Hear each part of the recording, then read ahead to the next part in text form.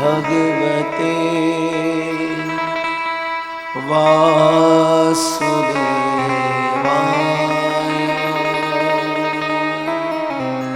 ओम नमो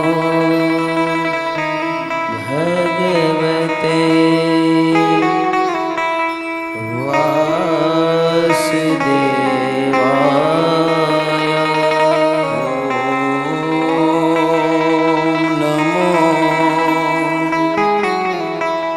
भगवते वासुदेवाय।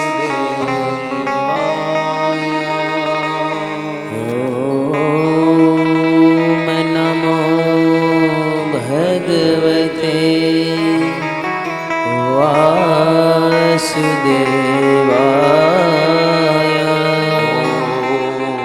नमो भगवते वासुदेवाय।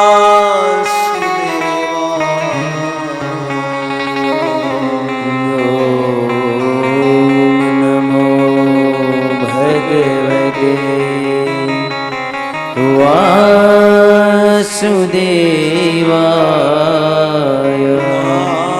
नारायणं नमस्कृत्यं नारायणं नमस्कृत्यं नरं चैव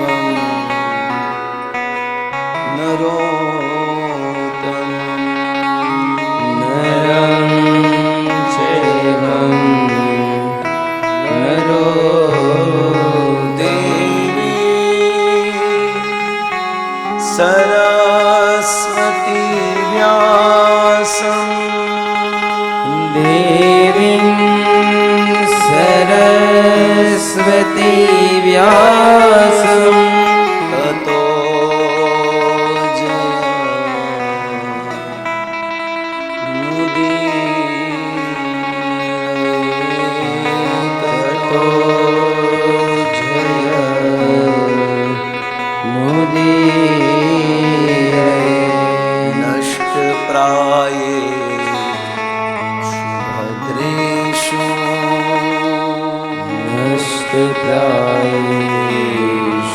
भद्रेषु नित्यं भागवत सेवया।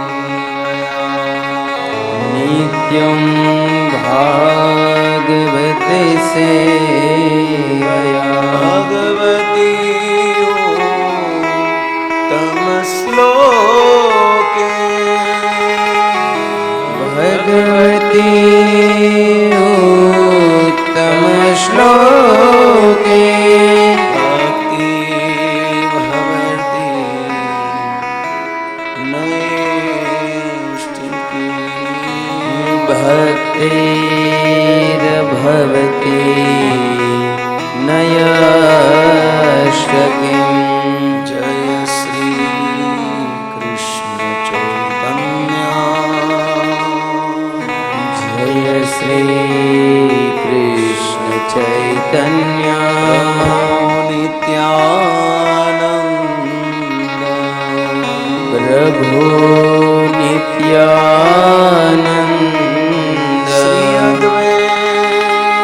ગદાધર શ્રી અદ્વૈત ગદાધર શ્રીવાસાદિ શ્રી ગૌર ભક્તવૃંદ શ્રીવાસાદિ શ્રી ગૌર ભક્તવૃંદ. હાથ ઉઠાવે. હરે કૃષ્ણ હરે કૃષ્ણ કૃષ્ણ કૃષ્ણ હરે હરે હરે રામ હરે રામ રામ રામ હરે હરે.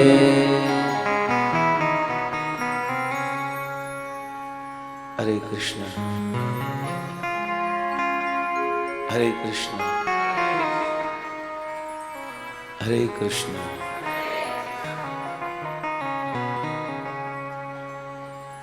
નમો વિષ્ણુપાદાય કૃષ્ણ કૃષ્ણાય ભૂતલે શ્રીમદ ભક્તિવેદાંત સ્વામી નીતિ નામિને નમસ્તે સરસ્વતી દેવી ગૌરવાણી પ્રચારિણી નિર્વિશેષ શૂન્યવાદી પાશ્ચાત્ય દેશધારિણી.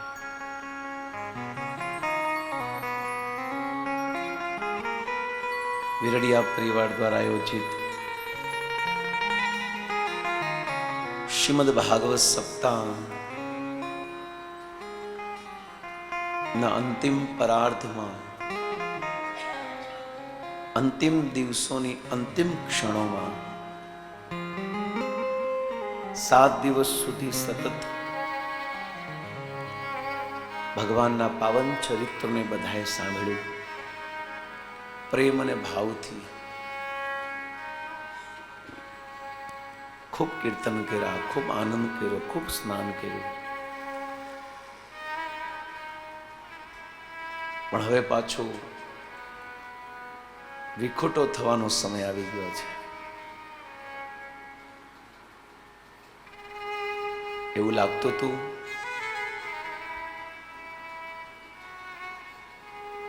સાત દિવસમાં કંઈક એવો સંબંધ જોડાઈ જાય ને એકબીજા સાથે. કદાચ જ્ઞાતિ જાતિ અલગ હોય પણ ભાગવતને માધ્યમમાં રાખીને જ્યારે સ્નેહ અને પ્રેમનો સંબંધ જ્યારે જોડાઈ જાય ને, આ સંબંધથી અલગ થતા ખૂબ દુઃખ લાગે. વેલડિયા પરિવાર મારું પણ સૌભાગ્ય, હું પણ વેલડિયા પરિવારનો જ છું.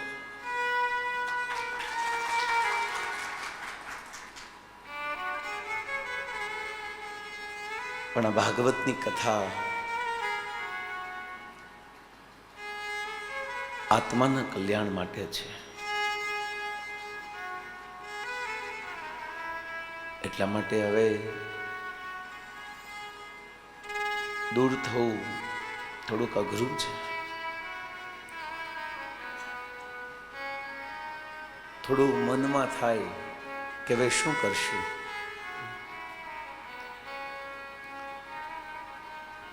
આ 7 દિવસ જે આનંદ કર્યો, આ આનંદની સ્મૃતિને લઈને આપણે જવું છે. અને વિશેષ ધન્યવાદ ધર્મેશભાઈ કે જેમણે એક બહુ સુંદર આયોજન કર્યું. બંને ભાઈઓ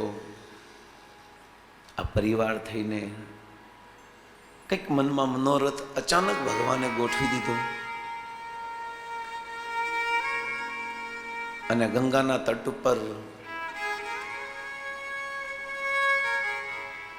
ઉનાળાની સિઝનમાં દેવભૂમિ હરિદ્વાર ઋષિકેશ ક્ષેત્રમાં આ 7 દિવસની કથા એમના ફાળે વહી ગઈ છે. વિચારો શું સૌભાગ્ય છે.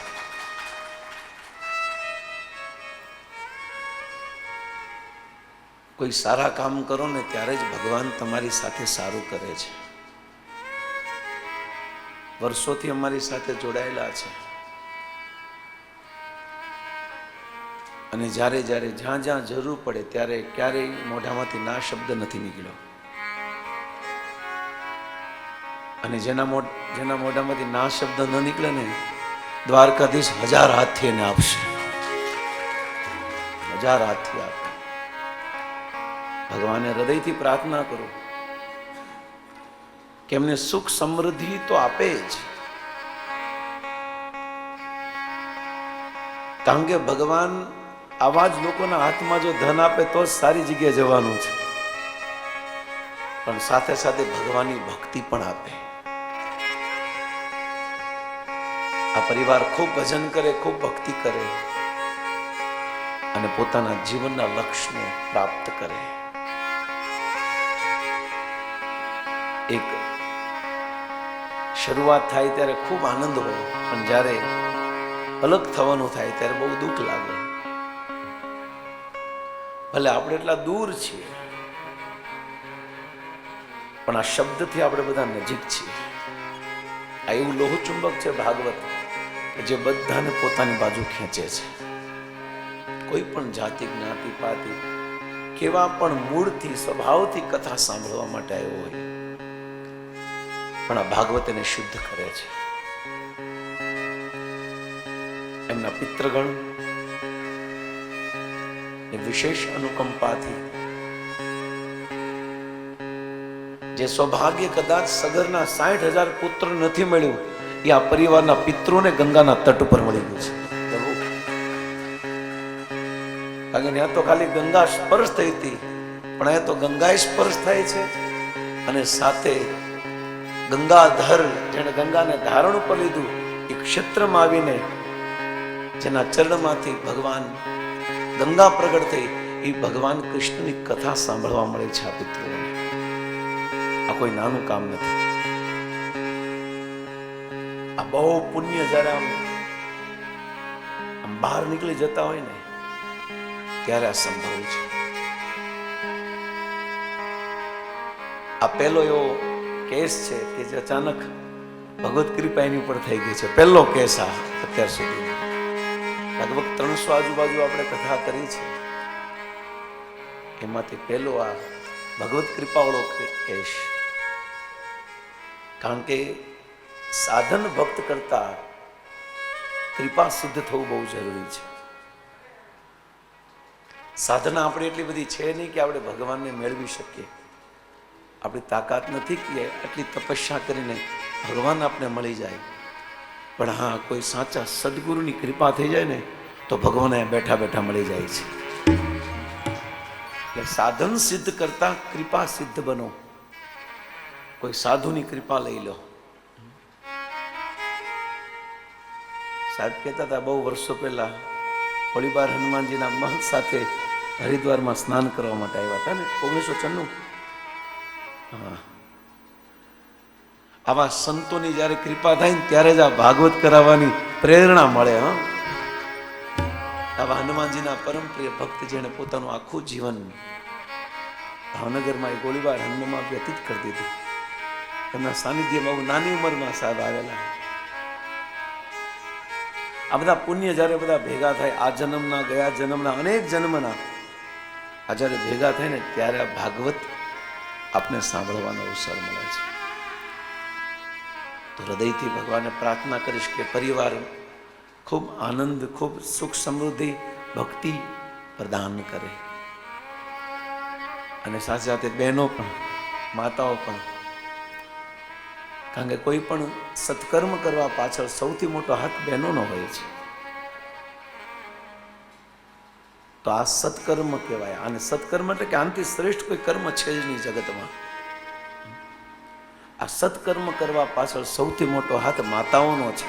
તો માતાના ચરણોમાં પણ વંદન કરું છું કે તમે તમારા છોકરાઓને આવા સંસ્કાર આપ્યા છે. અને સૌથી મોટો સાથ ધર્મપત્નીનો હોય છે. તો હું માતાને પણ પ્રણામ કરું છું કે આવા સત્કર્મમાં સાથે ખભાથી ખભો મળાવીને આગળ ચાલે છે. અને સાથે જે છોકરાઓ પણ ડાયા એ કથામાં સાંભળે, બાકી ઓછું છે આ બધા છોકરાઓ કથા સાંભળે. એક ઋણ છે મારો તમારી ઉપર, એટલા માટે મેં ગુણગાન કરીને આ ઋણ ચૂક્યું છે. કારણ કે આ કાર્ય કોઈના વશની વાત નથી. ભલે તમે પ્લાનિંગ કરો, યોજના કરો, પણ જ્યારે થાય ને ત્યારે સાચી છે. પણ જ્યારે મનમાં આવો વિચાર આવે ને તો એના માટે દોડવા મળજો. બધું ભગવાન કરી નાખશે. કેમ થશે, મારથી થશે કે નહીં, આમ થાય આવું થાય, મનમાં ભાગવત કરવાનો વિચાર આવે ને તો એક સેકન્ડ પણ વિલંબ નહીં કરતા, કારણ કે દ્વારકાધીશ 24 કલાક તમારી સાથે રહેશે. તો પુનઃ એકવાર પરિવારના ચરણમાં વંદન, કે બહુ મોટું કામ કર્યું છે. તમે તમારા પરિવારને સાથે લાવ્યા છો. સ્વાર્થ નથી, પરમાર્થ છે આ. અને આપણે જે આશ્રમની બાજુમાં બેઠા ને, પરમાર્થ આશ્રમ જ છે. જે પોતાના સ્વાર્થ માટે હોત તો ખાલી પરિવાર આવીને સાંભળીને વયું જાત, પણ એને વિચાર કર્યો કે હું મારા બધા જ સભ્યોને, મારા ફેમિલીના સભ્યોને આ ભાગવત સંભળાવું. તો આ કોઈ નાની વાત નથી. આ પરિવારના સભ્યો જે છે, વેરડિયા પરિવારના સભ્યો, આ બહુ મોટા આ ઋણ છે આ પરિવારનું. કારણ કે આ સ્થાન ઉપર આપણે ભાગવત, અને આપણું ભાગ્ય પણ છે, આપણું નસીબ છે, એટલે જ આપણા નસીબમાં છે. પણ આ નસીબમાં જે નિમિત્ત બન્યા છે, આ નિમિત્ત હંમેશા આપણા માટે સ્મરણીય હોવા જોઈએ, એને ક્યારેય ભૂલવા ન જોઈએ. જે આપણે ગંગાના તટ ઉપર ગંગામાં સ્નાન કરાવે, હરિદ્વાર, ઋષિકેશ, ભાગવતની કથા ગંગામાં સ્નાન કરાવે, આનું ઋણ ક્યારેય ન ભૂલવો જોઈએ. આ જગતનું શ્રેષ્ઠ કર્મ છે. જે કર્મમાં કદાચ તમે પુણ્ય કર્મનું ફળ ન મળે અને પાપ કર્મનો તો પ્રશ્ન નથી, પણ હા, પુણ્ય અને પાપ કર્મનું ફળ નહીં મળે, પરંતુ આમાં ભક્તિ કરવાનું ફળ આ પરિવારને 100% મળી જવાનું છે. અને અહીંયા આવીને થોડું પણ હૃદય સ્પર્શ થાય કે ના, હવે ભજન શરૂ કરવું છે, તો ભાગવત કા ફલ આપ शुरू कर दीजिए. हरिनाम आज से ही. आओ हम આપણે ભાગવતમાં પ્રવેશ કરીએ. આજે ભાગવતને પૂર્ણ કરીએ. ગઈકાલે ભગવાન શ્રી કૃષ્ણ પોતાના સખાઓ સાથે જેવો પ્રવેશ કરે નંદ ભવનમાં, તો કંઈક આયોજન થઈ રહ્યા છે. પ્રસાદ બની રહ્યો છે, તોરણો ગાઈ રહ્યા છે, નવા નવા કપડા પહેરીને બધા દોડધામ કરે છે. ભગવાન કૃષ્ણ ને પૂછા, બાબા ક્યાં હો રહા હૈ? નંદ બાબા કીધું, હર વર્ષની જેમ આ વર્ષે પણ આપણે ઇન્દ્રની પૂજા કરીએ છીએ. કારણ કે આપણે બધા આધાર છે અન્ન ઉપર, અને અન્નનો આધાર ખેતી છે, અને ખેતીનો આધાર વરસાદ છે, અને વરસાદના દેવ ઇન્દ્ર છે. એટલા માટે આપણે ઇન્દ્રની પૂજા કરીએ છીએ. અચ્છા બાબા, આ પરંપરાથી ચાલે છે. વર્ષોથી આપણા પૂર્વજો આ ઇન્દ્રની પૂજા કરે છે. એના કારણે, કારણ કે વરસાદ આપે. ભગવાન કૃષ્ણ પહેલો તર્ક કર્યો, બાબા માની લો કે અત્યારે આપણે પૂજા ન કરીએ તો ઇન્દ્રદેવ વરસાદ ન આપે? કે ન આપે. તો જે સ્વાર્થ વાળા દેવતા હોય એની પૂજા કરીને જવું છે ક્યાં? જે સ્વાર્થ કરે કે તમે કંઈક આપો તો જ સામે વાળો આપે, તો એ સ્વાર્થી વ્યક્તિની પૂજા કરીને ક્યાં જવું છે?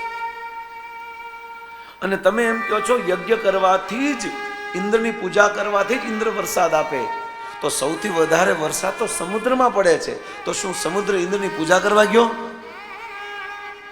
બધા જ તર્કથી નંદ બાબાને હરાવી દીધા છે કનૈયાએ. અને છેલ્લે નક્કી કર્યું કે બાબા, આપણા બધાનો આધાર તો ગોવર્ધન છે.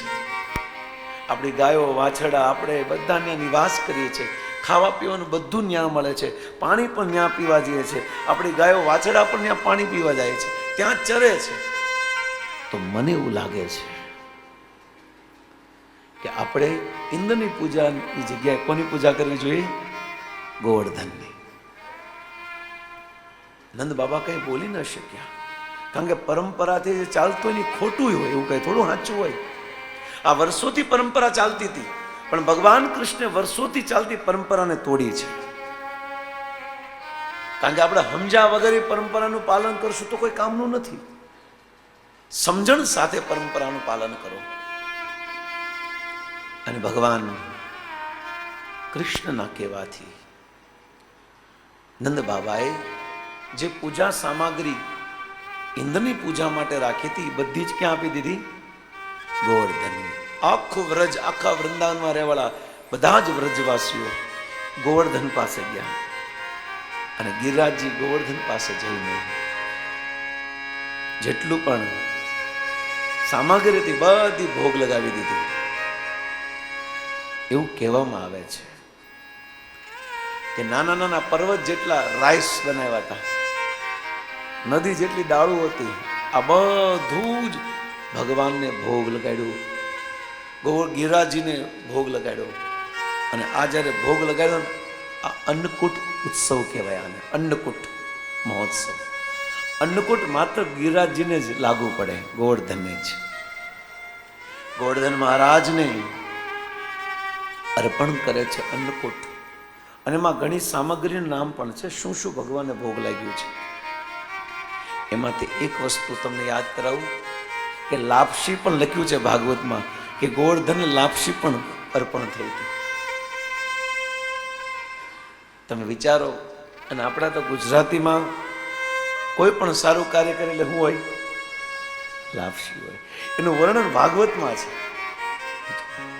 હું જયારે ભાગવત વાંચતો હતો ને ત્યારે મેં જોયું કે ઓહો, આમાં લાપસી શબ્દ છે તો આમ મૂડ આવી ગયો આપણે કે ચાલો આપણે આથી અમારી ગુજરાતીનું કાંઈક તો આવ્યું. અને બહુ સુંદર અન્નકૂટ ગિરિરાજજીને ભોગ લગાવ્યો. ખૂબ સુંદર આરતી થઈ. આખું વ્રજ હર્ષ ઉલ્લાસથી અન્નકૂટ ઉત્સવ મનાયો. એક બાજુ ભગવાન કૃષ્ણ છે એક રૂપમાં, અને જ કૃષ્ણનું બીજું રૂપ ગોવર્ધન છે. दोनों एक ही है. एक नंद बाबा के पास खड़े थे और एक पर्वत के रूप में सामने खड़े थे. छह बने एक જ. એક અચલ કૃષ્ણ, એક અચલ ગોવર્ધન છે અને એક ચલ ગોવર્ધન છે. એક ચાલતો ગિરિરાજજી છે અને એક ઉભો રહેતો ગિરિરાજજી છે. જે ચાલતો ગોવર્ધન છે, ગિરધારી છે, એ કૃષ્ણ છે, અને જે ઉભો છે એ ગોવર્ધન છે. તો સુંદર અન્નકૂટ ઉત્સવ મનાયો. અને પછી ગોવર્ધને જેટલું આપ્યું હતું ભોગ બધું જ ખાઈ ગયા, કાંઈ વધવા ન દીધું. ભગવાન કૃષ્ણના મિત્ર મધુમંગલ કહે છે કે કનૈયા, તારો આ ગોવર્ધન બહુ ભૂખ્યો લાગે છે, બધું ઝાપટી ગયો, થોડુંક તો રહેવા દેવાય. પણ ગિરિરાજજીએ બધો અન્નકૂટ ઉત્સવ સ્વીકાર કર્યો, પ્રસાદી આપી અને સાથે સાથે બધાને કીધું કે તમારે જે જોતું એ મારી પાસે માગી લો. વરદાન માગ્યા. આખા બ્રજવાસીઓ ગોવર્ધન પાસે વરદાન માગ્યું. શું માગ્યું? હે ગોવર્ધન, અગર અમારી સેવાથી જો તમે પ્રસન્ન થયા હોય ને તો ભગવાન કૃષ્ણ થી અમે ક્યારે અલગ ન થાય એવા આશીર્વાદ આપો. કૃષ્ણની ભક્તિ હંમેશા અમારા રગ રગમાં, અમારી નસ નસમાં પ્રવાહિત થતી રહે, ઓર કુછ નહીં ચાહીએ. અદ્ભુત માગ્યું છે. પછી બધા જ વ્રજવાસીઓ એક સાથે પરિક્રમા કરી છે.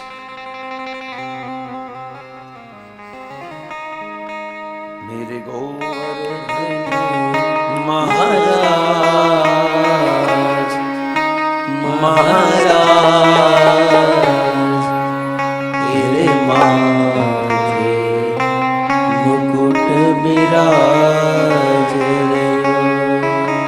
એ તેરે सात कोश की परिक्रमा और चकलेश्वर विश्राम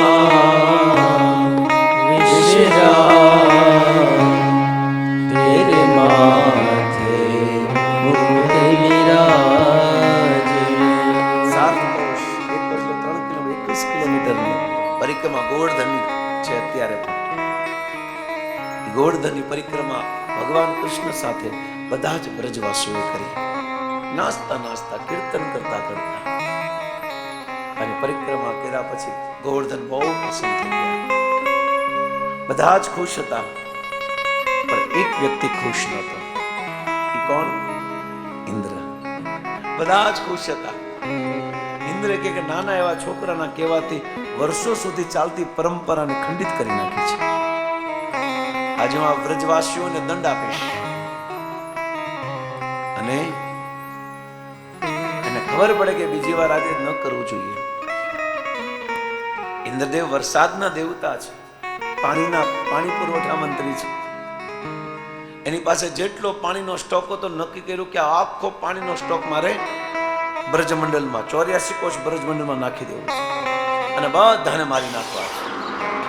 અને આવા પ્રયાસથી દેવરાજ ઇન્દ્રે પ્રલય સમયે જે વરસાદ વરસાવે ને એવો વરસાદ વરસાવ્યો છે. અને આખું વૃંદાવનમાં ભાગ થાય છે. બચાવો બચાવો બચાવો બચાવો. પાણીના પ્રવાહથી આખું વૃંદાવન તરવા લાગ્યું છે. બધા વિચાર કર્યો કે શું કરું. આ બધા દોડીને ભગવાનની શરણમાં ગયા. હે કૃષ્ણ, અમારી રક્ષા કરો. ભગવાને કીધું ચિંતા નહીં કરો, આપણે જેની સેવા કરી છે ને એ ગોવર્ધન પાસે જઈએ. અને બધા ગિરિરાજી પાસે ગયા અને ગોવર્ધન પાસે જઈને ભગવાને પોતાના ડાબા હાથની ટચલી આંગળીના નખ ઉપર ગિરિરાજજીને ધારણ કર્યો. બોલો ગિરિરાજ મહારાજની જય. અને અહીંયા કીધું બધા જ અહીંયા આવી આવો, ચિંતા કરવાની જરૂર નથી. અને બધા જ ગોવર્ધનની નીચે, આખું વ્રજવાસી ગોવર્ધન નીચે, બધી ગોપિયા ગિરિરાજજીની નીચે, બધા ગાય વાછડા બધા જ ગોવર્ધનની નીચે. અને બધા એક ટક ભગવાનને જોવે. કારણ કે જ્યારે જ્યારે ભગવાન કૃષ્ણ ગાયો ચરાવવા જાય ને ત્યારે બધાના મનમાં એવું હતું કે અમને ભગવાનના દર્શન ક્યારે થશે, ક્યારે અમે ધરાઈને ભગવાનના દર્શન કરશું. ભગવાને કીધું કે સમય આવે ત્યારે તમારી ઈચ્છા પૂરી કરીશ. અને આ વખતે ભગવાને ગોવર્ધન ઉચક્યું. 7 દિવસ બધાએ ધરાઈને ભગવાનના દર્શન કર્યા છે. આ ગોવર્ધન ઓર કોઈ નથી, પણ ભગવાનનું સ્વરૂપ છે. દ્રોણગીરીનો દીકરો છે. પણ ગોવર્ધનની સેવા, આ ગોવર્ધન ઉચક્યો. આ ગોવર્ધન વાસ્તવમાં એની કથા દ્વાપર યુગમાં પ્રભુ શ્રી રામચંદ્ર સાથે જોડાયેલી છે. જ્યારે ભગવાન લંકા ઉપર ચડાઈ કરવા માટે સમુદ્ર ઉપર સેતુ બનાવી રહ્યા હતા અને ત્યારે મોટા મોટા પથ્થર લાવતા હતા, ત્યારે હનુમાનજી આ ગોવર્ધનને ઉચકી લાવ્યા. ગોવર્ધન, કારણ કે ગોવર્ધન બહુ મોટો પર્વત હતો અને બહુ સુંદર રમણીય હતો. અને ગોવર્ધનને પણ ગમ્યું કે મને ભગવાનની સેવા કરવાનો અવસર મળશે. અને બધી જગ્યાથી બધા વાંદરાઓ, રીંછ આ બધા પથ્થર લઈ લઈને પાણીમાં નાખતા હતા. આપણે બધાને ખબર છે, સમુદ્રમાં નાખતા હતા. એનો સેતુ બન્યો. પણ જેવા હનુમાનજી આ ગિરિરાજજીને લઈને આવે છે, ત્યાં અહીંયા સ્ટોક પૂરો થઈ ગયો, ડિમાન્ડ પૂરી થઈ ગઈ. એવું આવે ને કે ભાઈ ડિમાન્ડ પૂરી, હવે મારે જોતું. અને ત્યારે અહીંયા પર ગિરિરાજજી બહુ ગુસ્સે થાય છે હનુમાનજી ઉપર. માંડ મને અવસર મળ્યો તો મારે રામની સેવા કરવાનો, પણ તમારા લીધે મોડું થઈ ગયું અને મને રામની સેવા કરવાનો અવસર ન મળ્યો. આ બંને વાક યુદ્ધ કર્યું, શબ્દથી બે બોલ્યા. અને એ સમય પ્રભુ શ્રી રામચંદ્ર પ્રગટ થયા. ગિરિરાજજીને કીધું તમારી ચિંતા કરવાની જરૂર નથી. આ અવતારમાં કદાચ તમે મારી સેવા ન કરી શક્યા, અને આ અવતારમાં જો તમે સેવા કરી હોત તો તમારે મારા પગની નીચે આવવું પડે, કારણ કે મારે તમારી ઉપર ચાલીને પછી લંકા જવાનું હતું. પણ આ તમારો ભાવ જોયો એટલે એટલો પ્રસન્ન થઈ ગયો છું કે આવતા અવતારમાં હું કૃષ્ણ બનીશ અને તમને પગમાં નહીં પણ મારા હાથ ઉપર ધારણ કરીશ. આ વરદાન આપ્યું છે. અને એ જ ગોવર્ધને ભગવાન પોતાના હાથમાં ધારણ કરે છે. વાસ્તવમાં ગિરિરાજજી ઉપાડ્યો કઈ રીતે? વ્રજના સંત કહે છે, कछु माखन को बल बढ़ो, कुछ को बने सहाय. કોઈ કીધું કે ભગવાને ગોવર્ધન એટલા માટે ઉચક્યો કારણ કે માખણ ખાઈ ખાઈને બોડી વધી ગઈ હતી. કોઈ કીધું ના ના ના ના, ભગવાને ગોવર્ધન એટલા 7 દિવસ અને 7 રાત ઉંચક્યો. પાછળ ગોવાળિયા લાકડી લઈને ઉભા હતા. કુછ માખન કો બલ બઢો, કુછ ગોપન્ય કી સહાય. પણ ભગવાન કે ના ના, માખણ થી પણ મેં ગોવર્ધન નથી ઉચક્યો, અને આ ગોવાળિયા પણ લાકડી ઠેરાવીને ગોવર્ધન નથી ઉચક્યો. ગોવર્ધન ઉચકવાનું કારણ શું હતું? જવાબ ભગવાન આપે છે. કછુ માખન કો બલ બઢો, कुछ गोपन्य की सहाय, राधा रानी की कृपा से गोवर्धन लियो. ભગવાને ગોવર્ધન એટલા માટે ઉચક્યો હતો કારણ કે સામે રાધા રાણી ઉભા હતા, અને રાધા રાણીને કારણે ભગવાને ગિરિરાજજીને ઉચક્યો છે. ગિરિરાજ મહારાજ કી જય. કારણ કે રાધા રાણીને ખૂબ પ્રેમ કરે છે ભગવાન, અને ત્યારે ભગવાન 7 વર્ષના હતા. 7 વર્ષના ભગવાન શ્રી કૃષ્ણ મેરે ગોવર્ધન મહારાજ મહારાજ મેરે માથે બિરાજ. અને ઇન્દ્રએ અનેક ગણો વરસાદ વરસાયો, પણ વ્રજવાસીઓને કંઈ નથી. 7 દિવસ સુધી ઇન્દ્રનો જ્યારે પાણીનો સ્ટોક પૂરો થઈ ગયો, પછી ઇન્દ્ર જોવા જાય છે કે શું થયું, પણ એ જોવે છે કે કાંઈ નથી. ભગવાનને વ્રજવાસી બધા હેમખેમ હતા. ઇન્દ્રને ખબર પડી ગઈ કે આ સાક્ષાત ભગવાન છે. એટલે ઇન્દ્ર આવીને ભગવાનના ચરણોમાં પ્રાર્થના કરી, સાથે સાથે સુરભી ગાયને લઈને આવે છે. કારણ કે બહુ ક્રોધિત હતા ભગવાન, કારણ કે બહુ બધાને હેરાન કર્યા ને, એટલે ભગવાનનો ક્રોધ શાંત કરવા માટે ઇન્દ્રદેવે ના ગુરુએ કીધેલું કે હારોળ ગાયને લઈને જાજે, આગળ ગાય રાખીશ ને ભગવાનનો ક્રોધ શાંત થઈ જશે. અને સુરભી ગાયને આગળ રાખે છે, ભગવાનનો ક્રોધ શાંત થઈ જાય છે. ઇન્દ્ર સ્તુતિ કરે છે, અને ભગવાન ઇન્દ્રને માફ કરી દે છે, અને ઇન્દ્રને થેન્ક યુ કહે છે. કેમ? ઇન્દ્ર એટલું બધું હેરાન કર્યા વ્રજવાસીઓને, ગોવાળિયાને, ગાયોને, વાછડાને, આ બધાને પરેશાન કરવા છતાં પણ શા માટે ભગવાને ઇન્દ્રનો આભાર વ્યક્ત કર્યો? બ્રહ્માજીએ પણ આવી ભૂલ કરી હતી કાલે, પણ બ્રહ્માજીને કાંઈ ન કીધું, પણ ઇન્દ્રને આભાર વ્યક્ત કેમ કર્યો? એનો જવાબ આચાર્ય આપે છે. ઇન્દ્રને ભગવાને આભાર એટલા માટે વ્યક્ત કર્યો કે ઇન્દ્ર તે જો વરસાદ ન વરસાયો હોત ને તો 7 દિવસ સુધી રાધાના દર્શન ન થાત, મને 7 દિવસ સુધી ગોપીઓના દર્શન ન થાત, આ વ્રજવાસીઓના દર્શન ન થાત. તારા કારણે 7 દિવસ અને 7 રાત મેં મારા બધા પ્રાણ સમાન વ્રજવાસીઓના દર્શન કર્યા છે. બહુ પ્રસન્ન થયા. ગોવર્ધનને ધારણ કર્યા પછી ભગવાને રાસલીલા રમે છે, અને રાસલીલા રમતા સમય પ્રમાણે હરેક એવું સંતો કહે છે કે ભગવાને જ્યારે રાસ રમ્યા ને ત્યારે 30 કરોડ ગોપિયા હતી, અને 30 કરોડ સ્વરૂપ ભગવાને ધારણ કર્યા હતા, અને હરેક ગોપી સાથે ભગવાન કૃષ્ણ રમી રહ્યા હતા, રાસ નૃત્ય કરી રહ્યા હતા.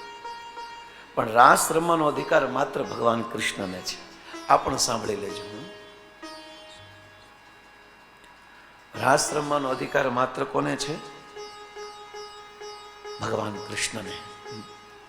પણ આ કલિયુગમાં ઘણા લોકો પોતાને કૃષ્ણ માને છે, અને સ્ત્રીઓ નાચતી હોય કે હું કૃષ્ણ છું, આ બધી ગોપીઓ છે. એ પોતાને એમ કે હું રાસલીલા રમું છું. એ રાસલીલા નથી, અમારા પ્રભુપાદજી કે રાસકલ લીલા છે. રાસલીલાનો અધિકાર માત્ર ભગવાનને છે. બધી ગોપીઓને લાગ્યું કે કૃષ્ણ મારી સાથે જ રમે છે, મારી સાથે જ રમે છે. આ નાનો અહંકાર આવ્યો. અહંકાર આવતા જ ભગવાન કૃષ્ણ બધી જ ગોપીઓને છોડીને ચાલ્યા જાય છે. અને જ્યારે બધી ગોપીને છોડીને ચાલ્યા જાય છે ત્યારે બધી ગોપીઓ ભેગા થઈને ગોપી ગીત ગાય છે. ગોપી ગીત બહુ સુંદર છે. એક કડી આપણે પણ ગાઈ લઈએ, કારણ કે આ મારું પ્રિય છે ગોપી ગીત.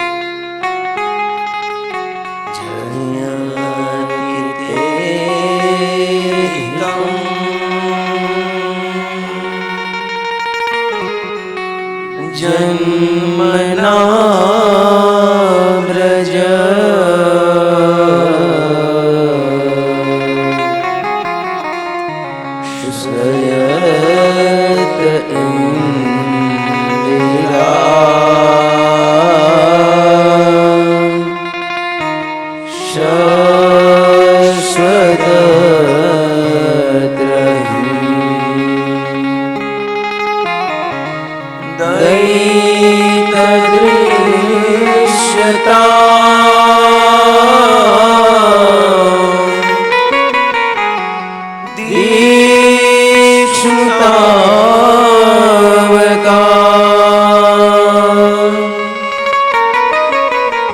त्वयि धृतांसव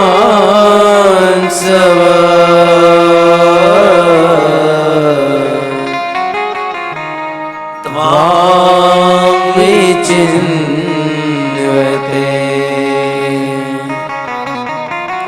त्वयि धृतांसव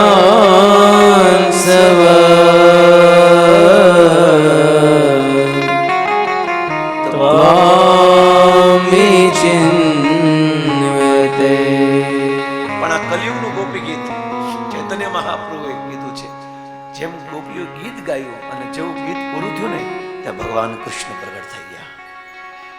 એવી જ રીતે આ કલિયુગમાં અગર ભગવાનને પ્રગટ કરવા હોય તો કલિયુગનું ગોપી ગીત ચૈતન્ય મહાપ્રભુએ કીધું છે. પણ આ ગોપી ગીત એક તો હાથ ઉપર કરીને ગાવું પડશે, આંખમાં આંસુ નીકળતા નીકળતા ગાવું પડશે, તો જ કૃષ્ણ આવશે. કલિયુગનું ગોપી ગીત આઈએ હાથ ખડા કરકે એમ ગાય. હરે કૃષ્ણ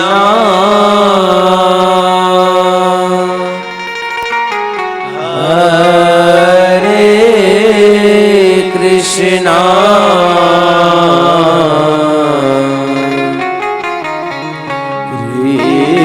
કૃષ્ણ કૃષ્ણ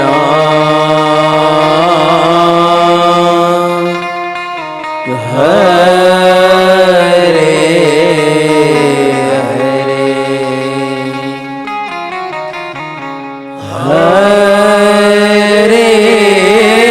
રામ હરે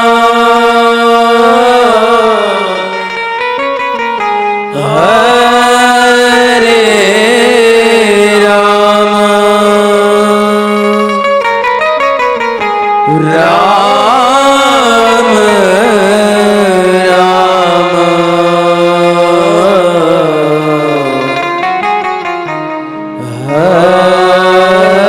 હરે હરે. આ કલિયુગનું ગીત છે, આ કલિયુગનું ગોપી ગીત છે. દરરોજ ગાશો ને તો ગેરંટી સંતો આચાર્યને સ્વયં ભગવાન આપે છે. દરરોજ આ મહામંત્રરૂપી ગોપી ગીત ગાશો ને તો જ્યારે પ્રાણ નીકળશે ને એની પેલા ભગવાન દ્વારકાધીશ સામે ઉભો રહી જશે. આપણા જીવનની સૌથી મોટી પરીક્ષા અને સૌથી મોટો આનંદનો ઉત્સવ તો મૃત્યુ છે. આને છે ને મનાવી લઈએ ઉત્સવ નહીં, એ ખુદ ભગવાનની ટોળી આપને લેવા માટે આવે. યમની ટોળી આવે ને એની કરતા કૃષ્ણની ટોળી આવે ને બહુ સારું છે. અને એના માટે એને બોલાવવા પડશે. અને કલિયુગમાં બોલાવવા માટે હરે નામ હરે નામ હરે નામ એવ કેવલમ, બસ ये महामंत्र से ही भगवान को बुला सकते हैं. ગોપી ગીત જેવું પૂરું થતા ભગવાન કૃષ્ણ પ્રગટ થઈ જાય છે. ગોપીઓના હૃદય શાંત થાય છે. પછી ભગવાન શ્રી કૃષ્ણ પોતાની લીલાઓ કરે છે. એ અંતર્ગત यहाँ पर કંસને ખબર પડી જાય કે મારો દુશ્મન ગોકુળ વૃંદાવન નંદગાંવમાં છે, અને ત્યારે અક્રૂરજીને મોકલે છે, જાઓ ભગવાનને લઈને આવો. અક્રૂરજી રથ ઉપર પ્રવેશ કરે છે વૃંદાવનમાં. અક્રૂરજી કંસના નોકર હતા, કંસને ત્યાં ચાકરી કરતા હતા. અક્રૂરજી 9 પ્રકારની ભક્તિમાં વંદન ભક્તિના આચાર્ય છે. બહુ સામાન્ય વ્યક્તિ નથી, ભગવાનના પ્રેમી ભક્ત છે. તો પ્રશ્ન ઉભો થાય કે ભગવાનના પ્રેમી ભક્ત છે તો શત્રુની ત્યાં નોકરી કેમ કરે છે? પણ અક્રૂરજીને ખબર છે કે એકવાર કનૈયો મથુરામાં આવીને અમારા શેઠ જે કંસ છે ને એનું વિધ્વંસ કરવાનો છે, અને જ્યારે ભગવાન મથુરામાં આવે ત્યારે મને જ મોકલવાના છે વૃંદાવન કનૈયાને લેવા માટે. અને જ્યારે હું કનૈયાને લેવા જઈશ અને દર્શન કરીશ ને તો સમજી લઈશ કે કંસને ત્યાં જેટલા વર્ષ નોકરી કરીને એનો પગાર કૃષ્ણના દર્શનથી મળી ગયો છે. અને ભગવાન કૃષ્ણ લેવા માટે અક્રૂરજી વૃંદાવનમાં જાય છે. ભગવાનને જ્યારે લઈને આવે છે ત્યારે આખું વ્રજ રડે છે. ગોપિયા પોતાના પ્રાણ છોડવા તૈયાર છે, રાધારાણી બોલવા તૈયાર નથી. વૃંદાવનના વૃક્ષ ઝાડ પાન કૃષ્ણના વિરહમાં ખૂબ રડે છે, પણ ભગવાન કૃષ્ણ બધાને સાંત્વના આપે છે કે તમે રડોમાં, હું પાછો આવીશ. અને એક શબ્દને કારણે આખું વ્રજ ટકી રહ્યું હતું, નકર ક્યારનું આ વ્રજ પોતાના પ્રાણ છોડી દે. આ વ્રજવાસીઓ રાધા ગોપિયા નંદ બાબા યશોદા એટલા માટે ટક્યા હતા કારણ કે ભગવાને કીધું તું આવીશ. ભગવાન આવ્યા નથી, પણ આ ભરોસા સાથે ટક્યા છે.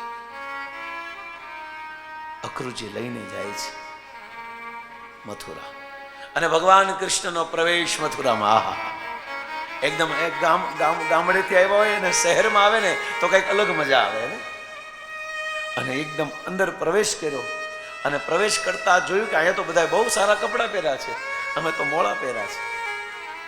એટલા માટે એક નોકર જાતો તો કંસના કપડા લઈને, અને આ કપડા જોયે કે બહુ સારા છે. કનૈયે કીધું, એ ઉભો રે, કપડા મારે જોતા છે. તા કે ભાઈ હું ધોબી છું, કંસના કપડા હું ધોઉં છું, ઇસ્ત્રી કરીને એને પાછા આપું છું. અચ્છા, પણ હવે આ મારે જોતા છે. તો કે બરાબર છે, પણ આ રાજાના, અને તમે કોણ માંગો વાળા? કે હું તારા રાજાનો રાજા છું. કેમ બોલવાત ન હાલે? કે લાવ, તને કહું છું ચૂપચાપ મને આ કપડા આપી દે. પણ ધોબીએ ન આપ્યા પછી ભગવાને હાથમાં મુક્કો લઈને જોરથી મુક્કો માર્યો, અને ધોબીને લોહીની ઉલટી. આ ધોબી કોઈ નહોતો, પણ ત્રેતા યુગમાં જે ધોબી એમ કીધું ને કે હું થોડો રામ છું કે સીતાને હું ઘરમાં રાખું, આ ધોબીને ઉલાડ્યો અત્યારે. વિચારો કેટલી દાજ હશે ભગવાનને. એક જ ઢીકે ઉલાડી નાખી, એક જ મુક્કો મારીને ઉડાડી નાખી. પછી ભગવાને કપડા પહેર્યા તો કંસનો કુર્તો સીધો પગમાં આવ્યો, અને થાય થોડા, ભગવાન નાના, કંસ તો મોટો. ભગવાન દરજી પાસે ગયા, ટેલર પાસે ગયા, અને કીધું ભાઈ મારું માપ માપો. આખી દુનિયાના માપ માપીને આ જગતમાં જન્મ દેવાવાળાનું માપ માપે છે દરજી. વિચારો તો એનું શું સૌભાગ્ય હશે, એ ટેલરનું શું. ભગવાને બધા ઉપર કૃપા કરી છે. આ માપ્યું છે એને. એ જ્યારે ભગવાનનું માપ લેતો હતો ને ત્યારે આંખમાંથી આંસુ કાઢતા માપ લેતો હતો. અને પછી ભગવાનને એકદમ સેટ કરેલા કપડા પહેરાવ્યા, અને ભગવાન કપડા પહેરીને બહાર નીકળ્યા તો જોયું કે ગળામાં માળા નહીં. માળા વગર ભગવાનને ગમે નહીં. અને એ સમયે બાજુમાં માળી, સુંદર બગીચો કંસનો, અને દરરોજ એમાંથી માળા કોના માટે જાય? કંસ માટે. પણ આ કૃષ્ણને જોતા જ એનો જે માળી હતો ને એટલો આશ્ચર્યચકિત થઈ ગયો કે કોઈ કીધા વગર સીધા ભગવાન કૃષ્ણના ગળામાં માળા પહેરાવી દીધી. બોલો, ભગવાનની માળી ઉપર પણ ઉદ્ધાર કર્યો. ભગવાને બધા ઉપર ઉદ્ધાર કર્યો છે. ચાલતા કુબજા આવે છે, અને કુબજાને જોઈને ભગવાન કૃષ્ણ કીધું, એ વિશ્વ સુંદરી. કુબજા આજુબાજુ ભૂલ થતી લાગે છે. એ સુંદર બાળક, કારણ કે તને ખબર હતી આ કૃષ્ણ છે. એ સુંદર બાળક જે બધાને મોહિત કરે એવું તો મારું સ્વરૂપ છે, પણ હું વિશ્વ સુંદરી નથી. મારું સ્વરૂપ તો જો હું કુબડી છું. અને એ હાથમાં ચંદન કપૂર લઈને જાય છે કંસ માટે. કનૈયે કીધું કે મને ચંદન અને વંદન બહુ ગમે છે. અગર કોઈ વ્યક્તિ તિલક કરે નહીં, મને બહુ ગમે છે. એટલા માટે હું તમને પણ પ્રાર્થના કરું, જો સંભવ હોય ને, તમે બધા એક દિવસ કર્યું તું, બહાર આવીને કરાવ્યું એટલે, પણ નિવેદન છે કે જો સંભવ હોય ને તો કપાળ ઉપર દરરોજ તિલક કરજો. કૃષ્ણ 24 કલાક તમારી સાથે રહેશે.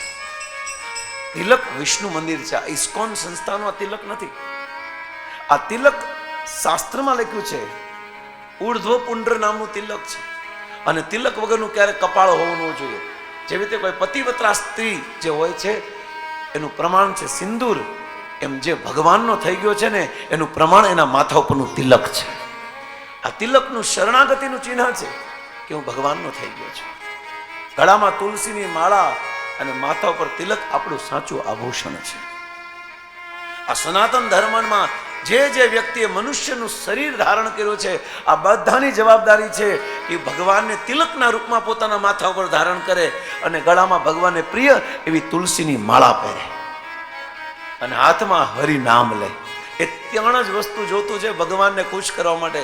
બીજું કાંઈ કરવાની જરૂર નથી. એક, ભગવાનને પસંદ છે એવું તિલક મંદિર વિષ્ણુ મંદિર કરો. બીજું, ભગવાન તુલસીના પાન અને તુલસી વગર કોઈ પણ વસ્તુને એક્સેપ્ટ નથી કરતા. એ તુલસીને ધારણ કરો અને હરિનામ વગર હરિ ન મળે. આ 3 વસ્તુ ધારણ કરો ને, 7 દિવસમાં ભગવાન તમને મળી જાય છે.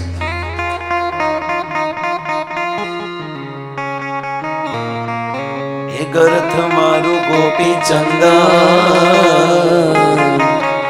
અને તુલસી હે મનોહાર, સાચું જાણું મારો શ્યામળો, મારે દોલતમાં જાજને પખાર રે શ્યામળા ગીરધારી. એ મારે દોલતમાં જાજને પખાર રે શ્યામળા ગીરધારી. મારી હોમી શામળા હાથ રે શામળા ગીરધારી. એ મારે એક તમારો આધાર રે શ્યામળા ગીરધારી. મારી હોની સ્વીકારો મહારાજ રે શ્યામળા ગીરધારી. મારી સ્વીકારો મહારાજ રે શ્યામળા ગીરધારી. श्यामला गिरधारी. इसलिए बस निवेदन है कि माथा पर तिलक અને ગળામાં તુલસીની માળા અને હાથમાં હરિનામની માળા. જેને જેને હાથ ઊંચા કર્યા છે અમારા ભક્તો ગોતીને લાવ્યા છે, ગમે નથી, ઉપાધિ નહીં કરતા. ભગવાન શ્રી કૃષ્ણે કુબજાને જે કપૂર ચંદન જે હતું એ બધું પોતે લઈ લીધું અને કુબજાને પ્રતિફળમાં રૂપમાં એના અંગૂઠા પર ભગવાન કૃષ્ણે પોતાનો અંગૂઠો મૂક્યો અને આંગળી આમ કરીને દાઢીને આમ કરીને તો વાસ્તવમાં વિશ્વ સુંદરી બની ગઈ. કુબજા જે હતી એનાથી 100 ગણી સુંદર બની ગઈ કુબજા. વિચારો, આપણી સુંદરતા ભગવાનને કંઈક અર્પણ કરવામાં છે. બસ વ્યક્તિ બ્યુટી પાર્લરમાં જઈને સુંદર થવા કરતા ભગવાનને કંઈક અર્પણ કરશું ને એમાં ભગવાન તમને સુંદર બનાવશે. ઉપજા ઉપર ઉદ્ધાર કર્યો પછી આગળ વધે છે. આગળ વધતા મથુરામાં જ આ બધું હાલે છે. હજી તો કંસે જે રંગમંચની શરૂઆત કરી ત્યાં તો પહોંચ્યા જ નથી ભગવાન. વચ્ચે એક ધનુષ્ય સ્વયંવર થતો હતો. ત્યાં ધનુષ્ય તોડવાની હરીફાઈ થતી હતી અને બોલ્યા, ભગવાને કીધું તમે આવો ધનુષ્ય તોડવા માટે. ભગવાન કે મારે નથી આવું. ગયા અવતારમાં ધનુષ્ય તોડ્યું ને 14 વર્ષ સુધી જવું પડ્યું કે હવે આ વહીવટ કરવાનો થતો તમે ને તમે કરો. પછી આ ધનુષ્ય બલરામજી ઇત્યાદિ કોઈ તોડ્યું. પછી આગળ વધ્યા. કંસને ખબર પડી ગઈ કે હવે નજીક આવી રહ્યા છે. તો કંસે એક 10,000 હાથીનું બળ ધરાવતા એક હાથી જેનું નામ હતું કુવલિયા પીડ, આને મારવા માટે મોકલે છે. અને જેવા ભયંકર હાથી, કૃષ્ણ ને બલરામ સામે આવ્યા અને બંને સાથે એવા રમે છે અને એ રીતે સુંદર રીતે આ ભયંકર 10,000 હાથીનું બળ ધરાવવાળા આ કુવલિયા પીડને પણ બંને ભાઈ ભેગા થઈને જમીનમાં પછાડી દે છે અને એને પણ મોતને ઘાટ ઉતારી દે છે. પણ આવા ભયંકર હાથી નીચે પડતા જ આખા મથુરામાં ખબર પડી ગઈ કે હારા બાળકો કોઈ સામાન્ય નથી. અને આ બંને હાથીનો એક એક દાંત તોડી નાખ્યો અને લોહીથી લથપથ આમ ટીપા નીકળતા હતા. એક દાંત, હાથીનો દાંત બલરામજીના હાથમાં અને એક હાથીનો દાંત કનૈયાના હાથમાં અને નીચે લોહીના ટીપા પડે અને એમાં એન્ટ્રી થાય છે કંસના રંગમંચમાં. આહા, શું એન્ટ્રી છે! આ બધા પિક્ચરમાં હીરો એન્ટ્રી કરે ને એવી, પણ આ બધી ખોટા ભાવ ને ઓલા. અચ્છા, આ બધા ખોટા હીરો છે. રિયલ હીરો આપણો દ્વારકાધીશ કૃષ્ણ છે. આપણો સાચો હીરો તો ઈ છે. આ તો બધા નકલી છે, પૈસા લઈને કામ કરે છે. સાંજે દારૂ પીધા વગર ઊંઘ નથી આવતી. એ આપણા રોલ મોડેલ છે. પાછા અને અંદર પ્રવેશ કરે છે. કંસે કીધું અહીંયા સુધી પહોંચી ગયા. એટલે કંસના એક રાઈટ હેન્ડ અને લેફ્ટ હેન્ડ, એકનું નામ ચાણૂર અને એકનું નામ મુષ્ટિક, એકદમ મલયુદ્ધમાં નંબર 1. બંનેની જાવ ઉડાડો. અને આ બંને લડવા માટે આવ્યા ત્યારે આખા લોકો જોવા માટે આવ્યા હતા. સ્ટેજની વચ્ચે આ હતું. જેમ ક્રિકેટ મેચ ચાલતી હોય ને એમ જ આ રંગમંચમાં આ યુદ્ધ ચાલતું હતું, મલયુદ્ધ, અને આજુબાજુ બધા જ લોકો આને માણી રહ્યા હતા. પણ જ્યારે ચાણૂર અને મુષ્ટિકને જોયા ને તો લોકોને દયા આવી કે આ નાના બાળકો પર અત્યાચાર કરે છે. આ લોકો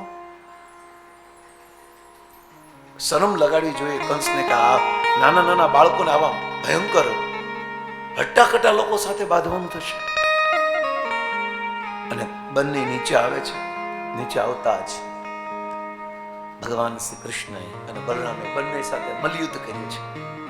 એવું મલયુદ્ધ કર્યું છે કે જે જોવાવાળાને એમ લાગ્યું કે નહીં આને છે ને જેમ કોઈ મચ્છર આમ કરીને આમ તાળી પાડીને આમ તો કેમ ફેંકી દે છે, એમાં ચાણૂર મુષ્ટિક પણ મચ્છરની જેમ કૃષ્ણ અને બલરામને મારી નાખશે. પણ એને ક્યાં ખબર છે કે આ બધાનો બાપ છે. આ જગતમાં જેની જેની પાસે તાકાત બુદ્ધિ બળ આપ્યું છે ને, આ બધું દેવળો ભગવાન કૃષ્ણ છે. એક જ ઝટકામાં બંને ભાઈ ભેગા થઈને થોડું યુદ્ધ કર્યું અને મલ યુદ્ધ કર્યા પછી આ ચાણૂર અને મુષ્ટિકને પણ જમીન દોસ્ત કરી દીધા છે. આ બંનેને માર્યા એટલે હવે છેલ્લો વૈધો કોણ? મામા હવે તમારો વારો છે. નાનપણથી રમકડા તો બહુ મોકલ્યા રમવા માટે, પણ હવે મામા મહિનો આવ્યો છે એટલે હું આવ્યો છું. આ મામા મહિનો જ કહેવાય ને. એટલે મામા તમે જ ન બોલ્યા, પણ હું તમે જ જોકે બોલાવ્યા. પણ મારી પણ ઈચ્છા હતી કે મામાને કેટલા દિવસથી મળ્યો નથી, એ ચીજ શું છે જોઈ લઉં. ભગવાન કૃષ્ણ પ્રવેશ કરે છે રંગમંચમાં અને કંસ કે હું લડીશ. અને જ્યારે આ વાત થઈ તો આખું ત્રિભુવન બધા દેવી દેવતાઓ આશ્ચર્યચકિત થઈ ગયા. ઓહો, એટલો બળશાળી, જેને જગતના બધી જ વસ્તુને પોતાના નિયંત્રણમાં કરી છે, આ ભગવાન સાથે બાંધશે, નિશ્ચિત ભગવાનને હરાવી દેશે. કૃષ્ણ કહે છે દાઉજી તમે સાઈડમાં વ્યા જાઓ, હવે તમારું કામ નથી, અમારું કામ છે, હું લડીશ. મામા ને ભાણિયો કઈ બાંધે છે. આહા, કલયુગમાં ઘણા મામા ભાણિયા બાંધે છો. ઘણા કે મામા મારા મામા કંસ જેવા છે, ઘણા નો કે, પણ તું પાછો કૃષ્ણ જેવો છો. કંસ હારે પણ, કારણ કે કંસ તો બહુ ઊંચો વ્યક્તિ છે. કંસ હારે જેના ભગવાનના હાથથી જેનું મૃત્યુ થાય ને એ વ્યક્તિ સામાન્ય તો હોય જ ન શકે, સામાન્ય નથી. અને કૃષ્ણ આપણે બનવાની જરૂર નથી, આપણે કૃષ્ણના છીએ, કૃષ્ણ નથી આપણે. બંને યુદ્ધ કરે છે ભયંકર. ખૂબ સમય સુધી યુદ્ધ ચાલે છે. બધા હા હા પોકાર થવા મળે છે. આકાશ માર્ગ ઉપર જેટલા પણ દેવતાઓ આવી ગયા છે કે શું થશે શું થશે, અને આજુબાજુ બધા ચિંતામાં છે કે વર્ષોથી આ કંસના આતંકથી બધા કંટાળી ગયા છે. હવે ભગવાન કૃષ્ણ મારશે કે નહીં, મારશે કે નહીં, મારશે કે નહીં. અને પછી બંને યુદ્ધ કરે છે. યુદ્ધ કરતા કરતા ભગવાન શ્રી કૃષ્ણ કંસને જમીનમાં અડાડે છે અને એની છાતી ઉપર બેસીને બે હાથથી ભેગો કરીને જોરથી મુક્કો મારે છે. લે, આ મુક્કો એટલા માટે કે તે મારા મા બાપને હેરાન કર્યા હતા. બીજો મુક્કો જોરથી મારે છે આ એના માટે કે તે મારા ભાઈઓને માર્યા હતા. અને ત્રીજો મુક્કો માર્યો આ એટલા માટે કારણ કે તે મારા વ્રજવાસી પ્રેમીને હેરાન કર્યા હતા. અને ત્રીજા મુક્કે તો કંસનો રામ બોલો ભાઈ, કંસનો વધ થઈ ગયો. અને આખા મથુરા મંડળમાં કૃષ્ણના જય જયકાર થઈ ગયા. બોલો કૃષ્ણ ભગવાન કી જય, ભગવાન કી જય, કૃષ્ણ ભગવાન કી જય. ભગવાનનો જય જયકાર થઈ ગયા. અને કંસે પોતાના પિતા ઉગ્રસેનને જેલમાં પૂરી દીધા હતા. અને જેલમાં પૂરી દીધા હતા, બાપને જેલમાં પૂરી દીધા હતા. ભગવાન કૃષ્ણએ જેલમાંથી મુક્ત કરાવ્યા અને મુક્ત કરાવીને મથુરા મંડળના રાજા બનાવ્યા. હકદાર ભગવાન કૃષ્ણ હતા, પણ કોને બનાવે છે? રાજા ઉગ્રસેન. અગ્રસેન રાજા બને છે મથુરાના. અને ભગવાન એ મથુરા રાજ્યની રક્ષા કરે છે. રક્ષા કરતા કરતા 20 વર્ષ સુધી ભગવાન મથુરામાં રહે છે. પણ પછી જરાસંઘે આક્રમણ કરે છે મથુરા ઉપર. 17 વાર ચડાઈ કરી અને 18મી વાર બ્રાહ્મણોને બંદી બનાવીને એમની પાસે વરદાન લઈને 18મી વાર ચડાઈ કરે છે મથુરા ઉપર. ભગવાનને ખબર પડી ગઈ છે કે હવે મારે બ્રાહ્મણોની રક્ષા કરવાની છે. એટલે ભગવાન રાતોરાત રાત્રે મથુરા છોડીને ભાગે છે. અને મથુરા છોડીને ભાગ્યા એટલા માટે ભગવાન રણ છોડીને ભાગ્યા એટલે શું નામ પડ્યું ભગવાનનું? બોલો રણ છોડ રાય કી જય. એ જ રણછોડ રાય અર્જુનને એમ કે છે કે રણ છોડીને જવું ન જોઈએ. ગીતાના પ્રવચનમાં હું કે રણ છોડીને ભાગ્યા ને કાયર કહેવાય, અને એ પોતે પાછા શું કરે છે? પણ જ્યારે અગર અર્જુન રણ છોડીને ભાગ્યા હોત તો એને દુનિયા કાયર કહે છે, પણ ભગવાન જ્યારે રણ છોડીને ભાગે ને તો એ ભગવાનને લોકો રણછોડ રાય કહે છે. આ છે ભગવાનની લીલા. અને એની પાછળ કાલયવન અને જરાસંઘ પડે છે. કાલ્યવન મ્લેચ્છ 1 કરોડ સૈનિકો સાથે મથુરામાં આક્રમણ કરેલું.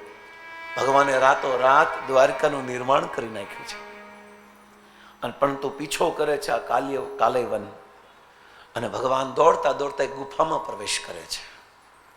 આ ગુફામાં બહુ વર્ષોથી આંખ બંધ કરીને સૂતેલા મુચકુંદને દર્શન દેવાના છે. મુચકુંદ રાજા, જેને દેવતાઓને સાથે યુદ્ધ કરવામાં સહાય કરેલી, અને સહાયના રૂપમાં વરદાન માગેલું કે તમારી સાથે યુદ્ધ કરવા મારે બહુ સમય નીકળી ગયો છે, એટલા માટે હવે મારે થોડો આરામ કરવો છે. મુચકુંદ રાજાએ કીધું કે મને આશીર્વાદ આપો કે આરામ કરું. તા કે વાંધો નહીં, અને કે જ્યારે મારી આંખ ખુલે ને તો ભગવાન સિવાય કોઈને ન જોવું, અને જો ભગવાન સિવાય કોઈ પણ બીજો આવશે ને તો એ બળીને ભસ્મ થઈ જશે. અને આ બાજુ ભગવાન કૃષ્ણ રણછોડ રાય દોડતા દોડતા ગુફામાં આવે છે. મુચકુંદ મહારાજને જોવે છે અને પોતાનું પિતાંબર એને ઓઢાડી દે છે. એનો પીછો કરવાળો જે કાલયવનને એમ લાગ્યું કે આ ભગવાન છે, એટલે જોરથી પાટું મારે છે, જગાડે છે. અને જેવી સમાધિ તૂટે, સમાધિ તૂટતા જ મુચકુંદ મહારાજની આંખ ખોલે, અને આંખ ખુલતા જ અગ્નિને કારણે કાલયવન બળીને ભસ્મ થઈ જાય છે. મુચકુંદ મહારાજને બહુ દુઃખ લાગે છે કે મેં આંખ ખોલું, આંખ મારી ઉઘડે ત્યાં સીતારામ દેખું, કે અસુરને કેમ દેખાણું. અને પછી તરત જ ભગવાન આવ્યા છે કે ચિંતા કરમાં હું આવી ગયો છું. ઘણા સંતોને એવું કહે છે કે મુચકુંદ મહારાજ, એ જ મુચકુંદ મહારાજ કલયુગમાં નરસિંહ મહેતા થઈને આવ્યા છે, જેને ભગવાન કૃષ્ણ દર્શન દીધા છે. રહી ગયા છે ધરાઈને દર્શન કરવાના નરસિંહ મહેતાને. એટલે આ કલયુગમાં જ થોડા વર્ષો પહેલા ભગવાન 51 નહીં પણ લટકા ઉપર 52 વાર નરસિંહ મહેતાને દર્શન દીધા છે. અગર કલયુગમાં કોઈ એમ કે ભગવાન જેવું કઈ નથી તો આ કલયુગનું જીવતું જાગતું ઉદાહરણ છે નરસિંહ મહેતા. અમારા ષડગોસ્વામી સ્વામી જે નિત્ય ભગવાનની લીલાના દર્શન કરતા, રૂપ સનાતન ઇત્યાદિ. અને આ રીતે ભગવાને રાતોરાત દ્વારકાનું નિર્માણ કર્યું. અને દ્વારિકાનું નિર્માણ કર્યા પછી હુતા હતા બધા મથુરામાં, જાગ્યા બધા ક્યાં? દ્વારકામાં. અને ત્યાં ભગવાને પછી પોતાનો પરિવાર ત્યાં જ 16,108 વિવાહ કર્યા. અને હરેક રાણીને 10 પુત્ર ને 1 પુત્રી, આવો વિશાળ વૃષ્ણિવંશ પરિવાર થયો. જેમાં ભગવાને 16,100 ભૌમાસુર નામના અસુર, જેમને 16,100 રાજકુમારીનું અપહરણ કરીને બંદી બનાવ્યા હતા. પણ આ બધી જ રાજકુમારી 16,100 રાજકુમારીઓએ ભગવાનને પ્રાર્થના કરી કે આ અસુરના બંદીમાંથી અમને મુક્ત કરાવો. ભગવાને આ અસુરના આ બંધનમાંથી મુક્ત કરાવી. અને પછી 16,100 રાણીઓ કહે છે કે હે પ્રભુ, હવે અમને કોઈ સ્વીકાર નહીં કરે તમારી સિવાય. એટલા માટે ભગવાને કીધું કંઈ વાંધો નહીં, હું તમને સ્વીકાર કરું છું. અને ત્યારે ભગવાને 16,100 રાણી સાથે વિવાહ કર્યા છે. આ જગતના સૌથી પહેલા સમૂહ લગ્ન ભગવાન દ્વારકાધીશે કર્યા છે. 16,100 મંડપ, 16,100 કન્યા, 16,100 બ્રાહ્મણ, પણ 16,100 મંડપમાં 16,100 મંડપમાં દ્વારકાધીશ એકનો એક. હરેક મંડપમાં ભગવાન કૃષ્ણ. અને આ રીતે 16,100 વિવાહ કર્યા. અને પછી ભગવાને 8 વિવાહ કર્યા, જે મુખ્ય 8 પટરાણીઓ છે. અને એમાંથી આપણે બધા જાણીએ છીએ, એમાંથી એક વિવાહનું વર્ણન રૂક્ષ્મણી વિવાહ, રૂક્ષ્મણી મંગલમ. અને મહારાજ જે રૂક્ષ્મણી કુંડિનપુરના હતા, મહારાષ્ટ્રના હતા, એમની સાથે વિવાહ કરે છે. ભીષ્મકની પુત્રી રૂક્ષ્મણી. અને ભીષ્મક રાજા ને 5 પુત્ર, એમાંથી મોટો પુત્ર રૂકમી. અને એક દીકરીનું જે નામ રૂકમણી, અને મોટો ભીષ્મક રાજાનો મોટો પુત્ર રૂકમીની ઈચ્છા એ હતી, કારણ કે એમની બેન રૂક્ષ્મણી બહુ સુંદર હતી, અને રૂકમીની ઈચ્છા હતી કે એનો મિત્ર જે શિશુપાલ દંભઘોષનો પુત્ર જે છે એના પુત્ર શિશુપાલ સાથે લગ્ન કરાવવાની ઈચ્છા હતી. પણ મહારાજ ભીષ્મકની ઈચ્છા હતી કે મારી દીકરીને યોગ્ય સારો વર મળે, કારણ કે મારી દીકરી એટલી સુંદર છે કે એને એક આ ત્રણેય લોકમાં ન હોય એવો સુંદર વર મળે, આવી ઈચ્છા હતી. અને ત્રીજી ઈચ્છા રૂક્ષ્મણીની એ હતી, રૂકમીની ઈચ્છા એ હતી કે એનો મિત્ર શિશુપાલ સાથે લગ્ન થાય. રાજા ભીષ્મકની ઈચ્છા એ હતી કે મારી દીકરીને આ ત્રણેય લોકમાં ન એવો સુંદર વર મળે, પણ રૂક્ષ્મણીની ઈચ્છા એ હતી કે મારા લગ્ન દ્વારકાધીશ સાથે જ થાય, બીજા સાથે ન થાય. કારણ કે મનોમન રૂક્ષ્મણીએ પોતાનું હૃદય, પોતાનું દિલ કૃષ્ણને આપી દીધું હતું. હજી ભગવાનને જોયા નથી, પણ ભગવાનને જોયા વગર ભગવાનને પ્રેમ થઈ ગયો છે. તો કઈ રીતે પ્રેમ થયો? સાંભળીને પ્રેમ થયો છે. ભગવાનને પ્રેમ જોવા કરતા સાંભળીને કરો. એટલા માટે 7 દિવસ સુધી ભાગવત કથા સાંભળીને કૃષ્ણ સાથે પ્રેમ થાય. અને કૃષ્ણ સાથે પ્રેમ થાય નું પ્રમાણ એ છે કે આજથી જો આપણે ભગવાનના નામની માળા શરૂ કરી દીધી, સમજી લો ભગવાનમાં પ્રેમ આપણે થઈ ગયો છે, અને ભગવાન નહીં આપણામાં પ્રેમ થઈ ગયો છે. તો જ હાથમાં માળા આવે. હાથમાં માળા ત્યારે જ આવે જ્યારે ભગવાનની કૃપા હોય. અને ત્યારે રૂક્ષ્મણીએ મનોમન ભગવાન સાથે લગ્ન કરવાનું નક્કી કર્યું. આ બાજુ રૂકમીએ નક્કી કર્યું કે શિશુપાલ સાથે જ લગ્ન કરવાના છે, અને લગ્ન નક્કી થઈ ગયા શિશુપાલ સાથે. અને શિશુપાલ જાન લઈને આવી ગયો, લગ્ન થવાની તૈયારી. પણ પરંપરામાં, આ રાજાની પરંપરામાં એવું છે કે માતાજીની, અંબિકા માની પૂજા કરવામાં આવે પરંપરામાં. અને રૂક્ષ્મણીએ નક્કી કર્યું કે ભગવાનને મારે આવતીકાલે બોલાવવા છે, આવતીકાલે લગ્ન છે, પણ જો લગ્ન આ શિશુપાલ સાથે થશે તો મારા પ્રાણ છોડી દઈશ, મારે લગ્ન કૃષ્ણ સાથે કરવા છે. એટલા માટે એને પત્ર લખ્યો, એક રૂક્ષ્મણી પત્ર લખ્યો છે, બહુ ફેમસ છે. વિનતી સુનિએ નાથ હમારે, વિનતી સુનિએ नाथ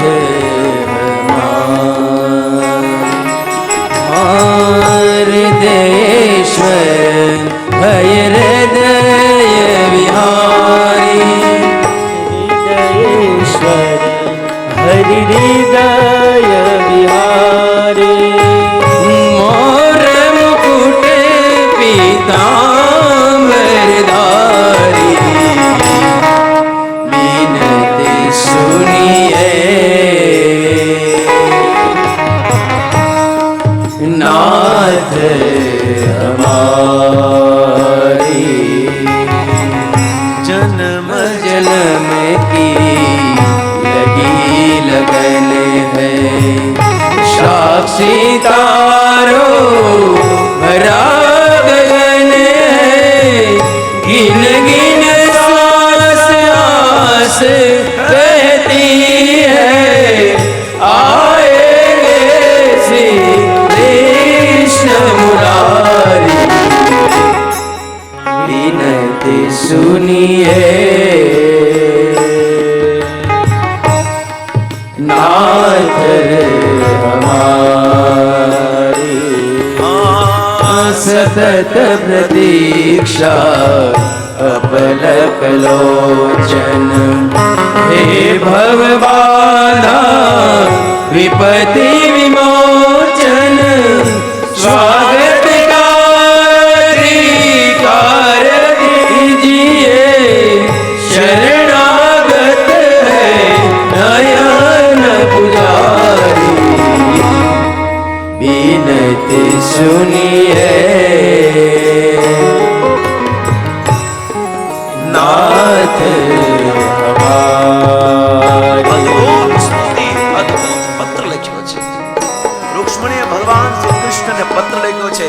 એ પ્રેમથી નથી લખ્યો, પ્રેમથી લખ્યો છે. આ શબ્દ નથી, પણ રૂક્ષ્મણીનું હૃદય એ પત્રમાં આવી ગયું છે. જ્યારથી તમને સાંભળ્યા છે ત્યારથી તમને પ્રેમ થઈ ગયો છે. આ નજરમાં તમારી સિવાય બીજા કોઈને જોયા નથી. તમારી પ્રતીક્ષા કરું છું. આ નયનના હે પુજારી, આ નયન રૂપી પુજારીના હે આરાધ્ય દેવ કૃષ્ણ. આ પુજાર રૂપી નયન તમારી સેવા પૂજાની રાહ જોવે છે. और कहूँ क्या अंतर्यामी, तन मन धन प्राणों के स्वामी, करुणा करके स्वीकारी विनती स्वीकारी, विनती सुनिए नाथ हमारी, विनती सुनिए नाथ हमारी. રૂક્ષ્મણે પત્ર લખ્યો અને લખીને કે જો બ્રાહ્મણ દેવ જાઓ, તમારી પાસે એક રાત છે, તમારે મહારાષ્ટ્રથી ગુજરાત સુધી જવાનું છે. બ્રાહ્મણ મોડું ન થાય. જોવા જઈને એક સાધકને એના સાધ્ય ભગવાન સુધી પહોંચાડવાનું કામ બ્રાહ્મણો તો કરે છે. એક ભક્તની પ્રાર્થના ભગવાન સુધી સંતો બ્રાહ્મણ વૈષ્ણવ તો પહોંચાડે છે. બ્રાહ્મણ હાથમાં પત્ર લઈને દોડે છે. દોડતા દોડતા આખી રાત દોડે છે. સવારે ભગવાનની સભા હતી, દ્વારકાધીશના જય જયકાર થતા હતા. એમાં બ્રાહ્મણ કે છે, મહારાજ દ્વારકાધીશની જય હો. આ યાચક બહુ ઇમરજન્સીમાં આવ્યો છે. ભગવાન કે અહીંયા બધા ઇમરજન્સી વાળા જ આવે છે, નહીં પણ આને વધારે ઇમરજન્સી છે. તમારા ભક્ત એક પત્ર લખ્યો છે અને કીધું છે કે દ્વારકાધીશ સિવાય પત્ર કોઈ ન ખોલે. દેખાવળી કોણ છે? અને હાથમાં પત્ર જોયો ને, આમ પત્રના સ્પર્શ થતા જ ભગવાનના રૂવાડા ઉભા થઈ જાય છે. કારણ કે પ્રેમથી લખેલા પત્રમાં બહુ પાવર હોય છે. આમ પત્ર જેવો પકડ્યો ને તો ભગવાનના રૂવાડા ઉભા થઈ ગયા. ઓહો, ભગવાનના રૂવાડા પણ પ્રેમ કરે છે રૂક્ષ્મણીને. પત્ર જેવો ખોલે છે, ભગવાનના આંખમાંથી નિરાધાર આંસુ, અને ભગવાન કે છે, દારૂક રથ નિકાળ. આજે મારા ભગત જે મને પ્રેમ કરે છે, મારી પ્રેમિકા રૂક્ષ્મણીનો ઉદ્ધાર કરવાનો છે, એનું હરણ કરવાનું છે, એની સાથે વિવાહ કરવાના છે. એક ટકો પણ મારી અંદર વિકાર વાસના ન હોય તો દ્વારકાધીશ મને લેવા આવે. તમારી સેવા પૂજા અર્ચન જેવું પૂરું થાય અને જો દ્વારકાધીશ મને કૃષ્ણ લેવા નહીં આવે તો હું મારા પ્રાણ છોડી દઈશ. આ બાજુ ભગવાન રથ ઉપર દોડે, આ બાજુ શિશુપાલની જાન, આ બાજુ રૂક્ષ્મણી ભગવાનની સેવા પૂજા કરે. અને જેવી સેવા પૂજા પૂરી કરે અને જેવી રૂક્ષ્મણી ફરે એ તો દ્વારકાધીશ હાજર થઈ જાય. રૂક્ષ્મણીનો હાથ પકડીને રથ ઉપર બેસાડે છે અને રથને દોડાવીને ભગાડે છે. આ બાજુ સમાચાર આવી ગયા. શિશુપાલને ખબર પડી કે તમે જેની સાથે લગ્ન કરવાના હતા ને એને દ્વારકાધીશ લઈ ગયો અને શિશુપાલ રહી ગયો. અને બલરામજી આવીને શિશુપાલ આક્રમણ કર્યું, પણ વાહે વાહે બલરામજી આવતા હતા. કનૈયા કીધું તું નીકળ, મોટો ભાઈ ઉભો છે. કનૈયોને નીકળી ગયો. રૂક્ષ્મણી આયા બલરામજીએ શિશુપાલની બધી સેનાને વિધ્વંસ કર્યા અને આ બાજુ કૃષ્ણ અને રૂક્ષ્મણીના વિવાહ થયા. બોલો રૂક્ષ્મણી દ્વારિકાધીશ. અને આ રીતે ભગવાનના વિવાહ ધમાકેદાર થયા છે બધા.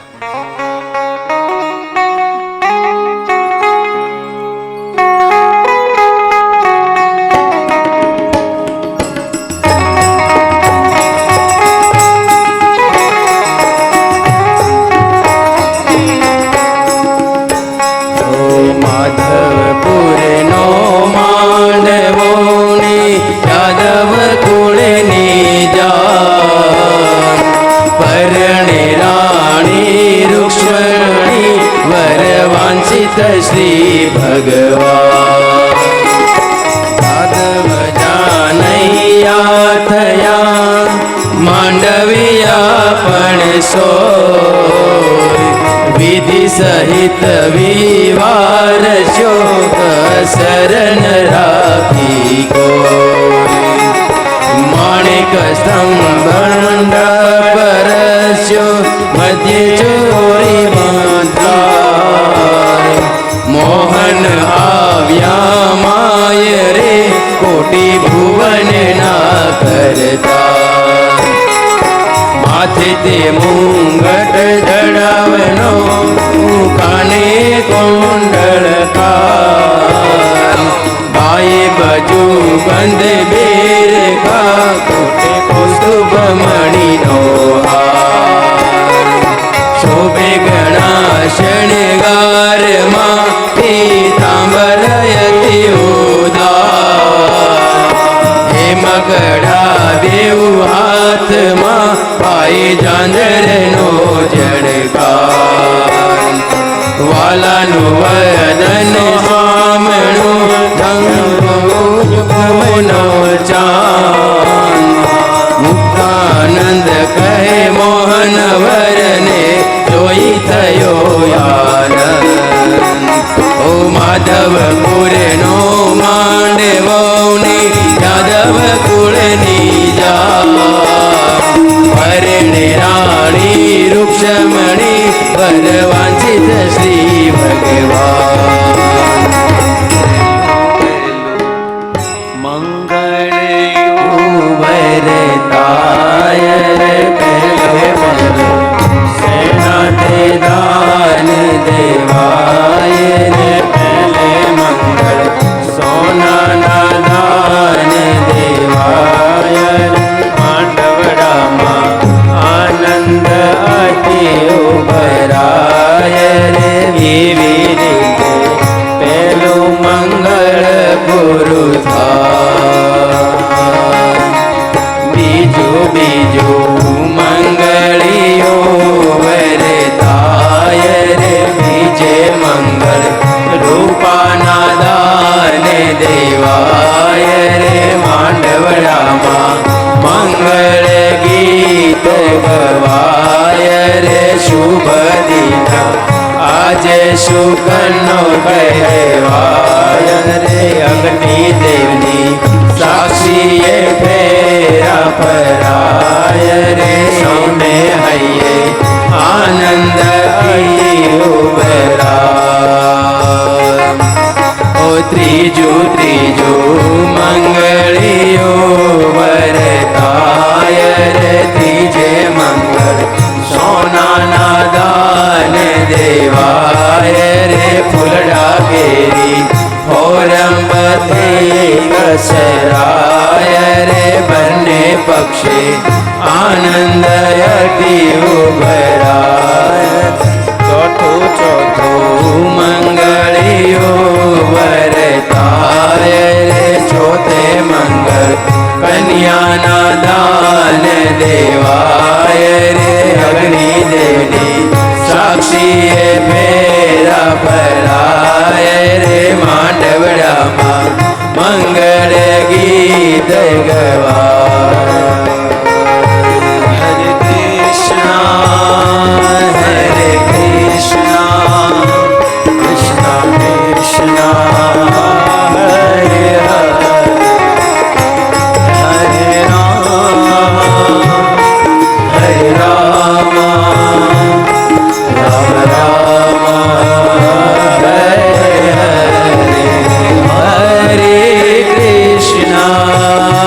હરે કૃષ્ણ કૃષ્ણ કૃષ્ણ હરે હરે હરે રામ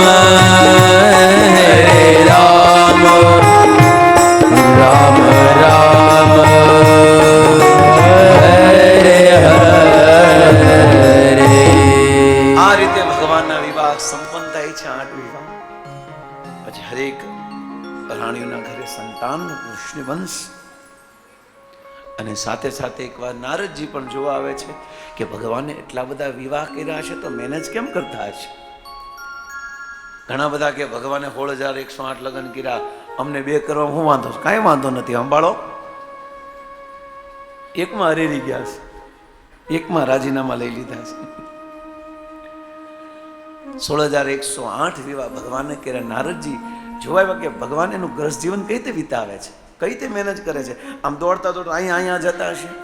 અને નારદજી દ્વારકામાં પ્રવેશ કરે અને દ્વારકામાં પ્રવેશ કરતા જોવે કે ઓહો, ભગવાન હરેક મહેલમાં જાય. કારણ કે બધી રાણીઓ માટે 16,108 મહેલ, બધી જ રાણીઓના મહેલમાં ભગવાન પ્રવેશ કરે, નારદજી પ્રવેશ કરે તો બધી જ જગ્યાએ ભગવાન અલગ અલગ લીલા કરતા હોય. અહીંયા ભગવાન નૌકા વિહાર કરતા હોય, અહીંયા ભગવાન હિંચકા ઉપર બેઠા હોય, અહીંયા ભગવાન ભોજન કરતા હોય, અહીંયા સોગઠાબાજી રમતા હોય, અહીંયા છોકરાને રમાડતા હોય. હરેક મહેલમાં કૃષ્ણ અલગ અલગ લીલા કરે છે. ત્યારે નારદજી કાન પકડી ગયા. પૂર્ણ પુરુષોત્તમ ને પૂર્ણ અવતારી કોઈ શબ્દ લાગે ને તો ભગવાન કૃષ્ણની આગળ જ લાગે, બાકી ક્યાંય ન લાગે.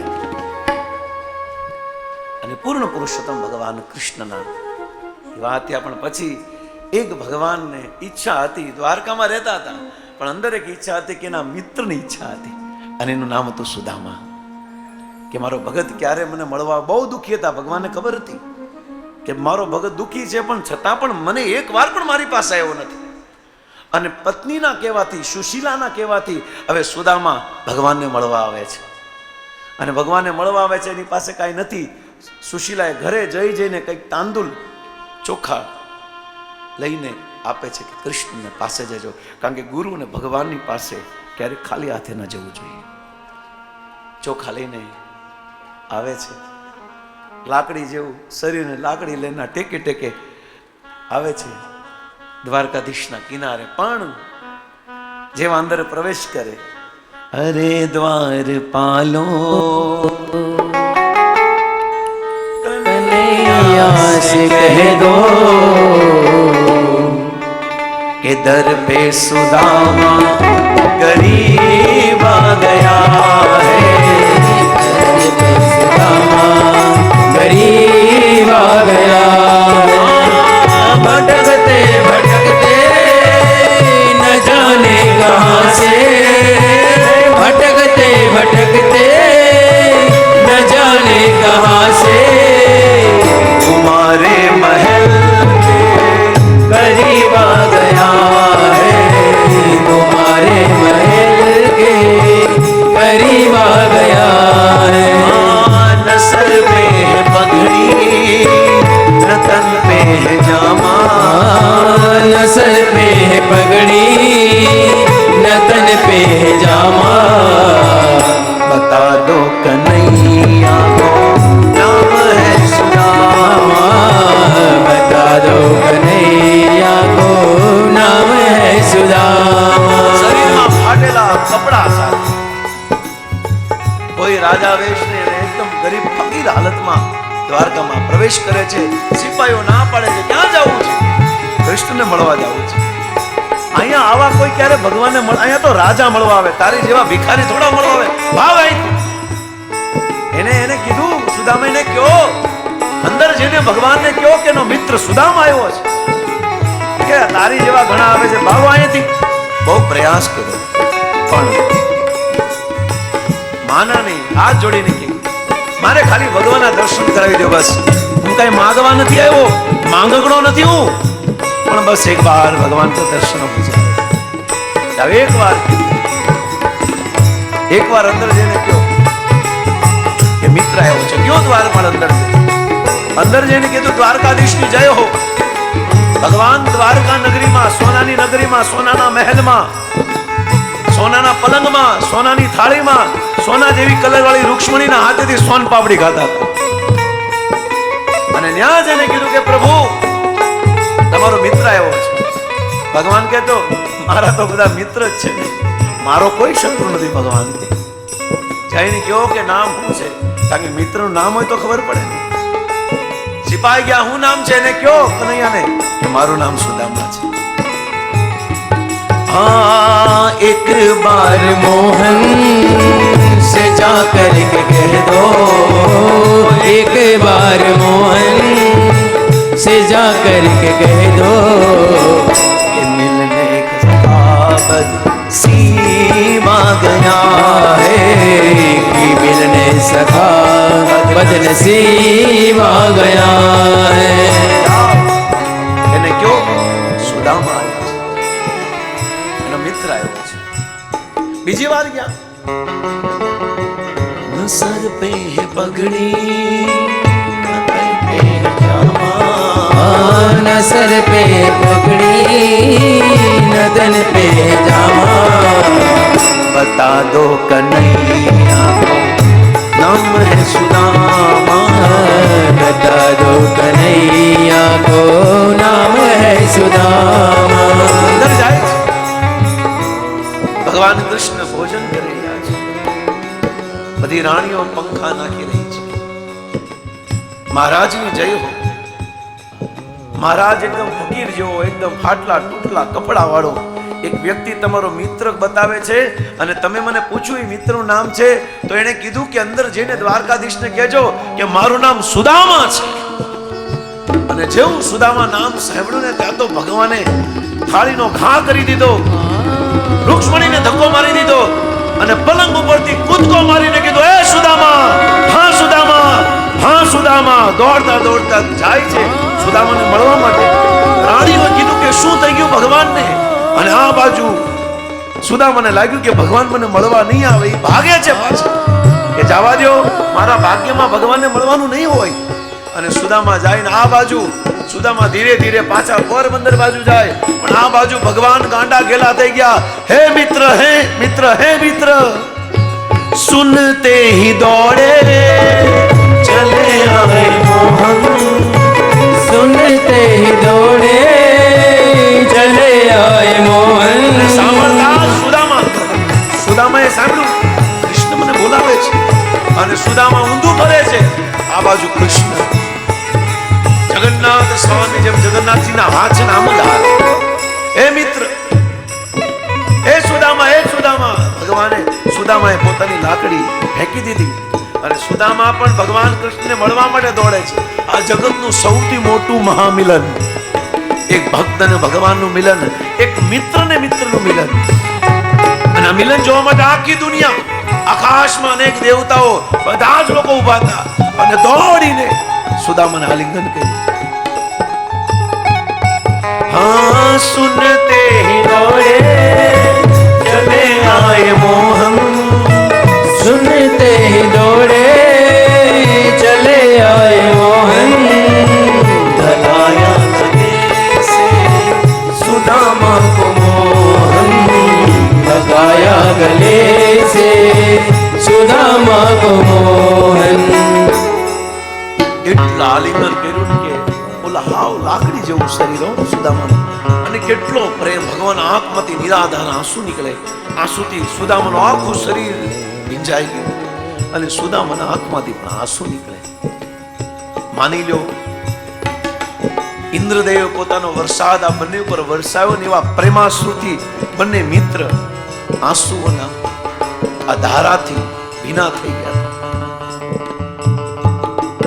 રૂક્ષ્મણીએ ભગવાનને કીધું કે હે પ્રભુ હે દ્વારકાધીશ આ તમે આને દબાવી દીધા છે ને મરી જશે તમારો પ્રેમ સાચો છે પણ બહુ તમે આલિંગન નહીં કરો મરી જશે રૂક્ષ્મણીને કીધું કે આ આલિંગન ભગવાને દોડીને આવા ફક્કડ શરીરમાં કાંઈ લેવા દેવા નથી કપડા પહેરેલા નથી એને ભગવાને આલિંગન કેમ કર્યું શું થયું રૂક્ષ્મણીને આશ્ચર્ય થયું हुआ रुक्ष्मणी को बड़ा ही अचंभा हुआ रुक्ष्मणी को बड़ा ही अचंभा मेहमान कैसा अजीबा गया है मेहमान कैसा अजीबा गया है रुक्ष्मણીએ કીધું કે આ વિચિત્ર પ્રકારનો મહેમાન કેવો આવ્યો છે અને ભગવાન બધું મૂકીને શરીરમાં મોજડી પહેરવાનું ભાન ન રહ્યું દોડીને આલિંગન કર્યું છે મહેમાન કોઈ વિશેષ લાગે છે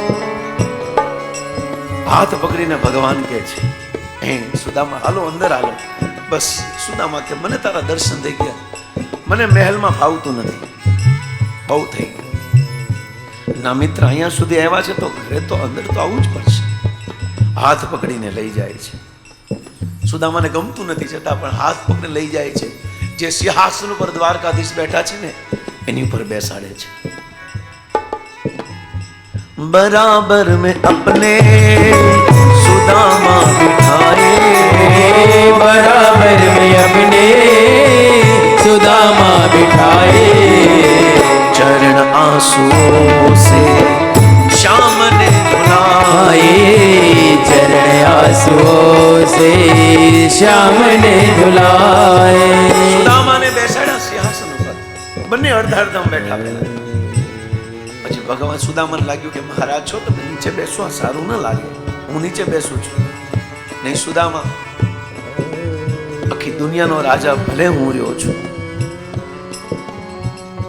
આખી દુનિયા પર ભલે હું શાસન કરું છું, પણ તારી જેવા ભગત મારા ઉપર શાસન કરે છે. હું તારા પગમાં બેસીશ.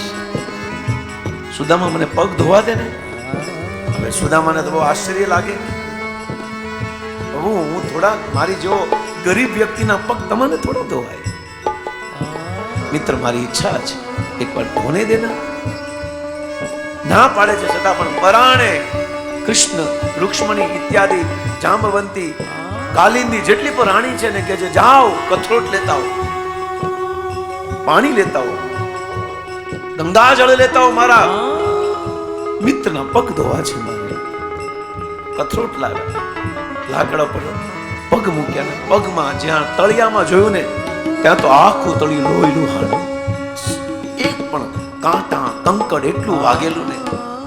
અને પગ જોતા ભગવાન કૃષ્ણ સુદામાને કહે છે, મિત્ર યાદ છે જ્યારે પ્રથમ દિવસે આપણે આપણા ગુરુ સાંદીપની ઋષિના આશ્રમમાં ભણવા ગયા હતા ત્યારે તને કાંટો વાગ્યો હતો ને? કાંટો વાગતા તે મોઢામાંથી નીકળી ગયો, એ સખા, આવાજ મેં સાંભળ્યો. હું રથ ઉપરથી નીચે ઉતરીને તારો કાંટો કાઢ્યો હતો. ઉતાવળમાં કાંટો કાઢ્યો તો અણી અંદર રહી ગઈ હતી, એટલા માટે મેં મારા દાંતથી તારા પગનો કાંટો કાઢ્યો હતો. એ સુદામા, ત્યારે તો એક કાંટો હતો, પણ આજે તારા પગમાં કાંટા કાંટા છે. બરાબર મેં અપને સુદામા બિઠાએ बराबर में अपने सुदामा बिठाए चरण आंसुओं से श्याम ने धुलाए चरण आंसुओं से श्याम ने धुलाए. આ બધી રાણીઓ પાણી લાવે એની પહેલા તો ભગવાનના આંખમાંથી એટલા આંસુ નીકળ્યા કે આંસુથી સુદામાના પગ ધોવાઈ ગયા. આખી કથરોટ ભગવાનના આંસુઓથી ભરાઈ ગઈ અને ઈ કથરોટમાં જે પાણી હતું એ સુદામાના પગથી ધોયેલું હતું. અને પાણી લઈને કીધું, રૂક્ષ્મણી, આ જગતની જેટલી પણ તીર્થ નદીઓ છે ને, આ બધી નદીઓ કરતા શ્રેષ્ઠ પાણી આ છે. અને બધા પોતાના માથા ઉપર છાંટી લ્યો અને આચમન લઈ લ્યો. અને બધી રાણીઓએ માથા ઉપર છાંટ્યું ને આચમન લીધું. પછી ભગવાન કૃષ્ણ કીધું કે હવે થોડું જમી લ્યો. નહીં, મને નથી જવું. બધી રાણીઓને કીધું કે સારામાં સારું વ્યંજન બનાવી લાવો. બધી જ રાણી વ્યંજન 16,108 વેરાયટી. બાપ જિંદગીમાં ક્યારે જોઈ નથી સુદામાએ. ખીચડી સિવાય કઈ ખાધું નથી. અને ક્યારેક ક્યારેક પાણી ઉપર અને ક્યારેક ક્યારેક તો નિર્જળા. પણ ભગવાનનું ભજન ઓછું નથી થયું. ભગવાને ગમે એટલું કષ્ટ આપ્યું, ગમે એટલું દુઃખ આપ્યું, ગમે એટલી પીડા આપી, પણ ભગવાનમાં ભરોસો 1% પણ ઓછો નથી થયો. એટલા માટે એનું નામ સુદામા હતું. જેની પાસે સુંદર દામ, સુંદર ધન હતું, એ સુદામા છે. સુદામા. અને આ બધી વાનગી જોઈને સુદામા એને કીધું કે નહીં કૃષ્ણ, આ મને પચે નહીં અને હું ખાઈ નાખું. ખાલી એક એક ચાખી લો, એક એક થાળીમાં એક એક વસ્તુ ચાખી લો. એક એક ચાખીશ તો બહુ સમય થયો.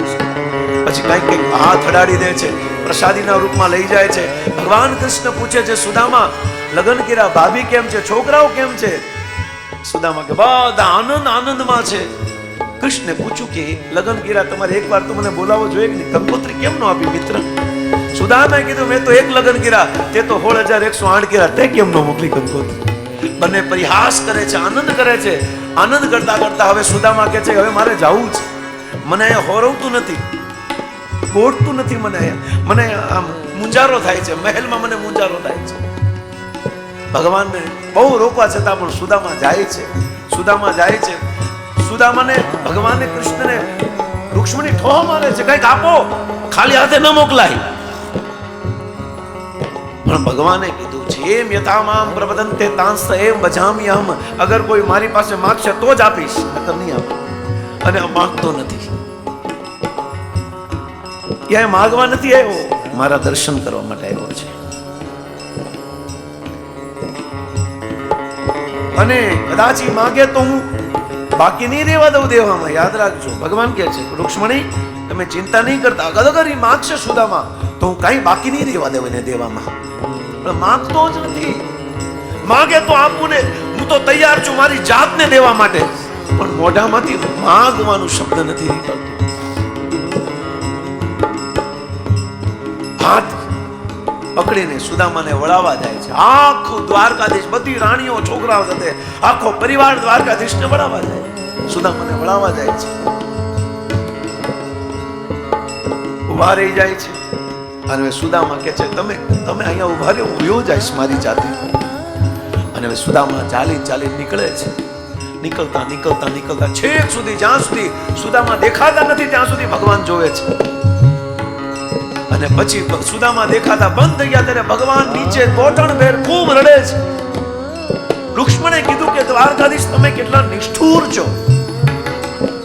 સુદામા જ્યારે તમારા મહેલમાં આવ્યા તો તમને ખબર નહોતી, પણ મહેલથી પોતાના ઘરે જાય તો ખબર છે ને. બિચારો હાલીને આવ્યો છે. શરીરમાં મુઠ્ઠી હાડકા છે. શું હાલત છે એની, અને તમે એને જવા દીધો. આ રાજા શા માટે બન્યા છો તમે? તમારે કમસે કમ એને વળાવવાની વ્યવસ્થા કરવી જોઈએ. એના પગમાં કેટલા કાંટા વાગ્યા છે તમને ખબર નથી. એના મહેલમાં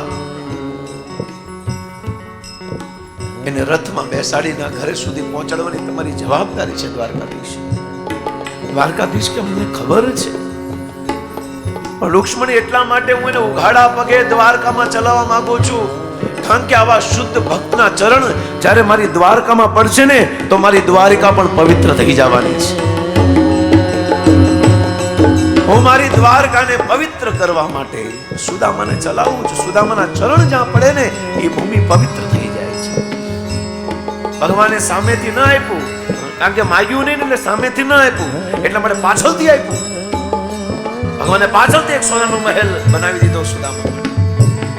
અને જેવા જાય છે તો સુશીલા આરતી કરવા આવે છે, પણ છતાં પણ સુદામા મહેલમાં નથી રહેતા, એક કુટિયામાં રહે છે.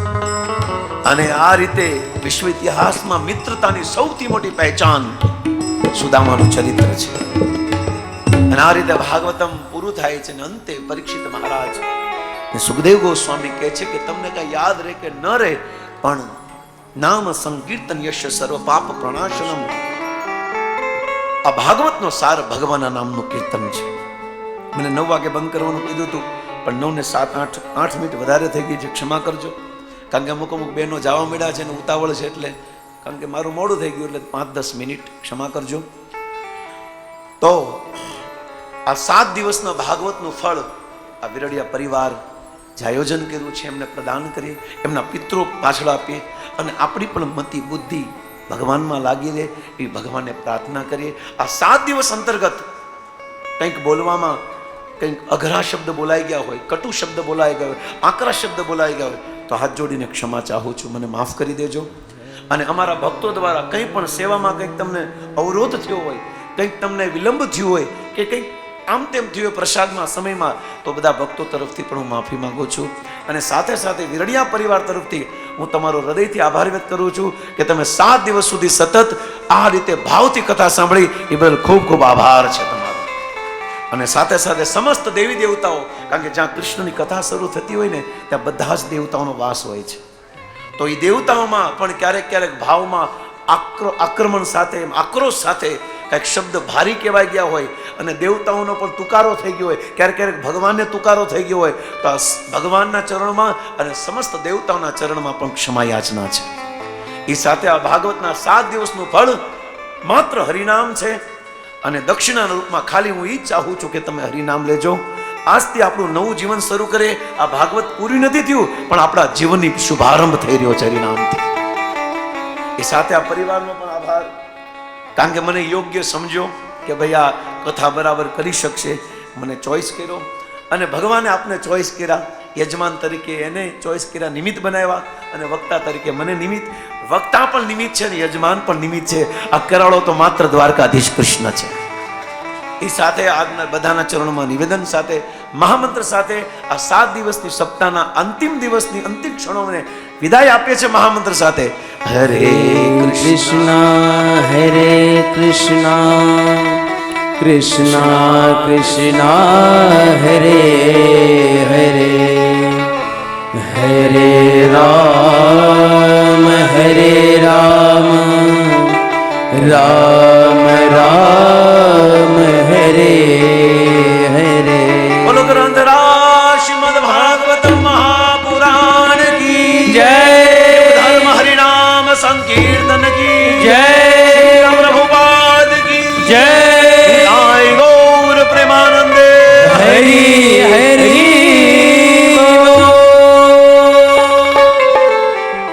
ખૂબ ખૂબ ધન્યવાદ. હરિનામ રૂપી જે મહામંત્ર રૂપી જે ગોપી ગીત છે, જો આપણે લેતા રહેશું તો અંત સમયે દ્વારકાધીશ 100% આપણા પ્રાણ છૂટે પહેલાં આપણી સામે ઊભા હશે. તો આ જ સંકલ્પ છે. અને ખૂબ સુંદર આયોજન અમારા ભક્તો દ્વારા કર્યું છે માળા વિતરણનું. તો એ આયોજન માળા વિતરણ આરતી પછી થશે. એ પહેલાં આજના જે દાતાઓ છે એમનો વિશેષ આભાર વિધિ આપણે માનીશું. તો સૌપ્રથમ અમારા ગ્રુપમાં જયંતિ પ્રભુ જે ગૌશાળાની જે સેવા ખૂબ સારી આપે છે, એમના ગ્રુપે 5100 રૂપિયાનું ડોનેશન આપ્યું છે. તો ખૂબ ખૂબ ધન્યવાદ છે એમને. 2100 રૂપિયા ધર્મેશભાઈના મામી વર્ષા મામી તરફથી આવેલા છે. 1500 રૂપિયા રામ ભરોસે આવેલા છે. 1100 રૂપિયા રામ ફેશન તરફથી કલ્પેશભાઈ અને જિગ્નેશભાઈ એમના તરફથી આવ્યા છે. 1100 રૂપિયા ગીતાબેન ધીરુભાઈ ભાદાણી એમની તરફથી આવ્યા છે. 1000 રૂપિયા સંજયભાઈ ગોંડલિયા. 500 રૂપિયા મંજુબેન રમેશભાઈ ઝીંઝાવદર અને 500 રૂપિયા ઘનશ્યામભાઈ ભરવાળા આમની તરફથી આવેલા છે. તો આ દરેક દાતાઓનો ખૂબ ખૂબ હૃદયથી ધન્યવાદ છે. અને 7 દિવસના સત્ર દરમિયાન જે કોઈ પણ એ કાંઈ પણ સેવા કરી છે, કાંઈ દાન આપેલું છે, એમનો પણ હૃદયથી ધન્યવાદ છે. બધા શ્રોતાઓનો ખૂબ હૃદયથી ધન્યવાદ છે. દરેક ટીમનો પણ ખૂબ ધન્યવાદ છે. કોઈનું નામ લેવાયું હોય ન લેવાયું હોય, પણ દ્વારકાધીશના ચોપડામાં બધાનું નામ લખાઈ ગયું છે કે ભાઈ આ શું સેવા કોણે આપેલી છે. તો દરેકનો ફરીથી હૃદયથી ધન્યવાદ છે. જેમ પ્રભુજીએ કીધું એમ અમારી ટીમે ખૂબ મહેનત કરી છે, પ્રયાસ કર્યો છે. પણ કાંઈ ભૂલચૂક થઈ ગઈ હોય તો તમારા હૃદયમાં, તમારા ચરણમાં અમારી તરફથી ક્ષમા યાચના કરીએ છીએ કે અમને નાના સમજીને માફ કરી દેશો. પ્રયાસ કરશો કે બીજી વાર સારું કરવાનું.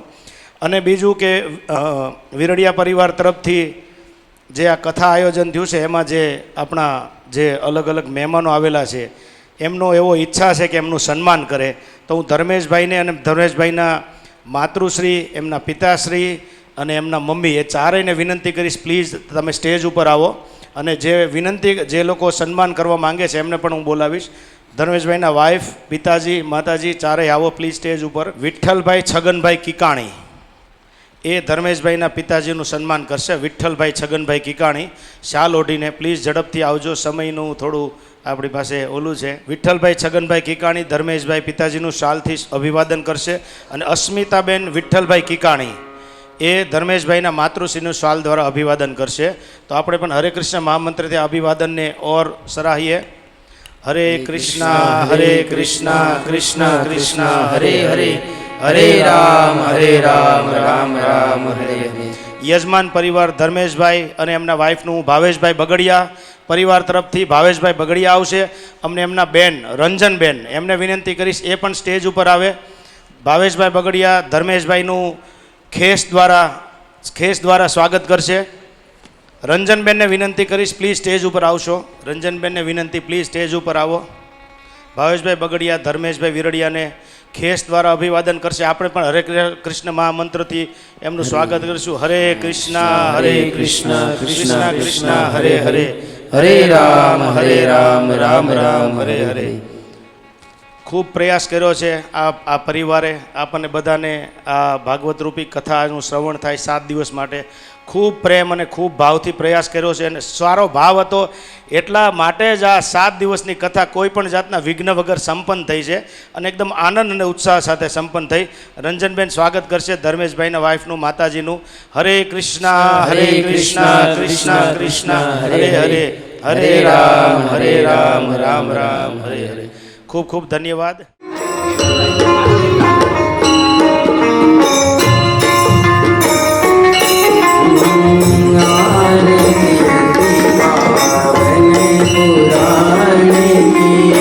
धर्म भक्ति विज्ञान खान की महापुराण भागवत निरमल सुख मुख विगलित निगम कल्प फल हे परमानंद सुधार समय बल लीला रति रस रस निधान की आरती अति पावन पुराण की कलिमल मथने त्रिताप निवारिणी जन्म मृत्युमय भव भयहारिणी सेवत सतत सफल सुखकारिणी सुमहौषधि हरि चरित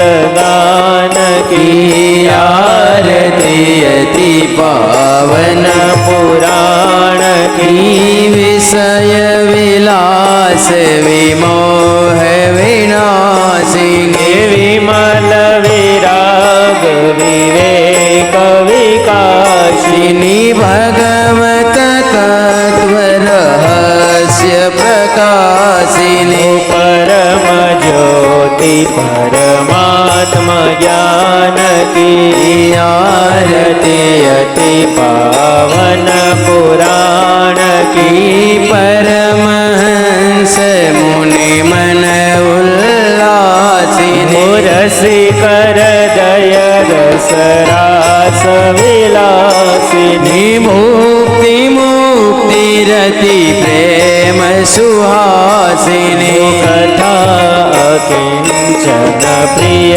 सुजानकी आरती अति पावन पुराण के धर्म भक्ति ज्ञान खान की कर्पूर गौरम करुणावतारम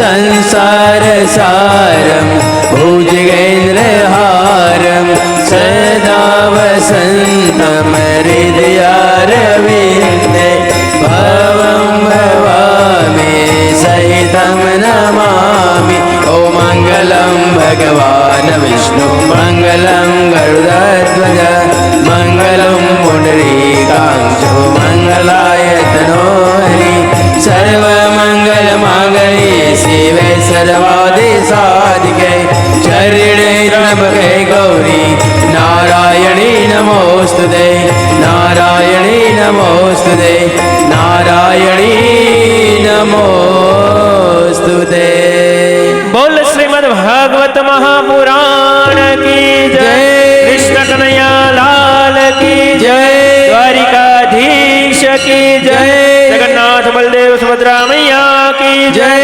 राधा श्याम सुंदर भगवान की जय गंगा मैया की जय पतित पावन श्री गौर निताय की जय शिल प्रभुपाद की जय निताय गौर प्रेमानंदे हरि हरि बोल।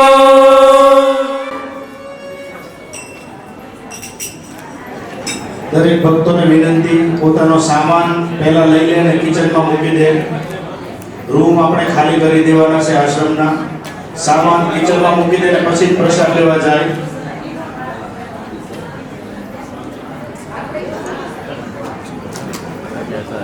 પેક કર ફટાફટ બીજું બધું અરે આને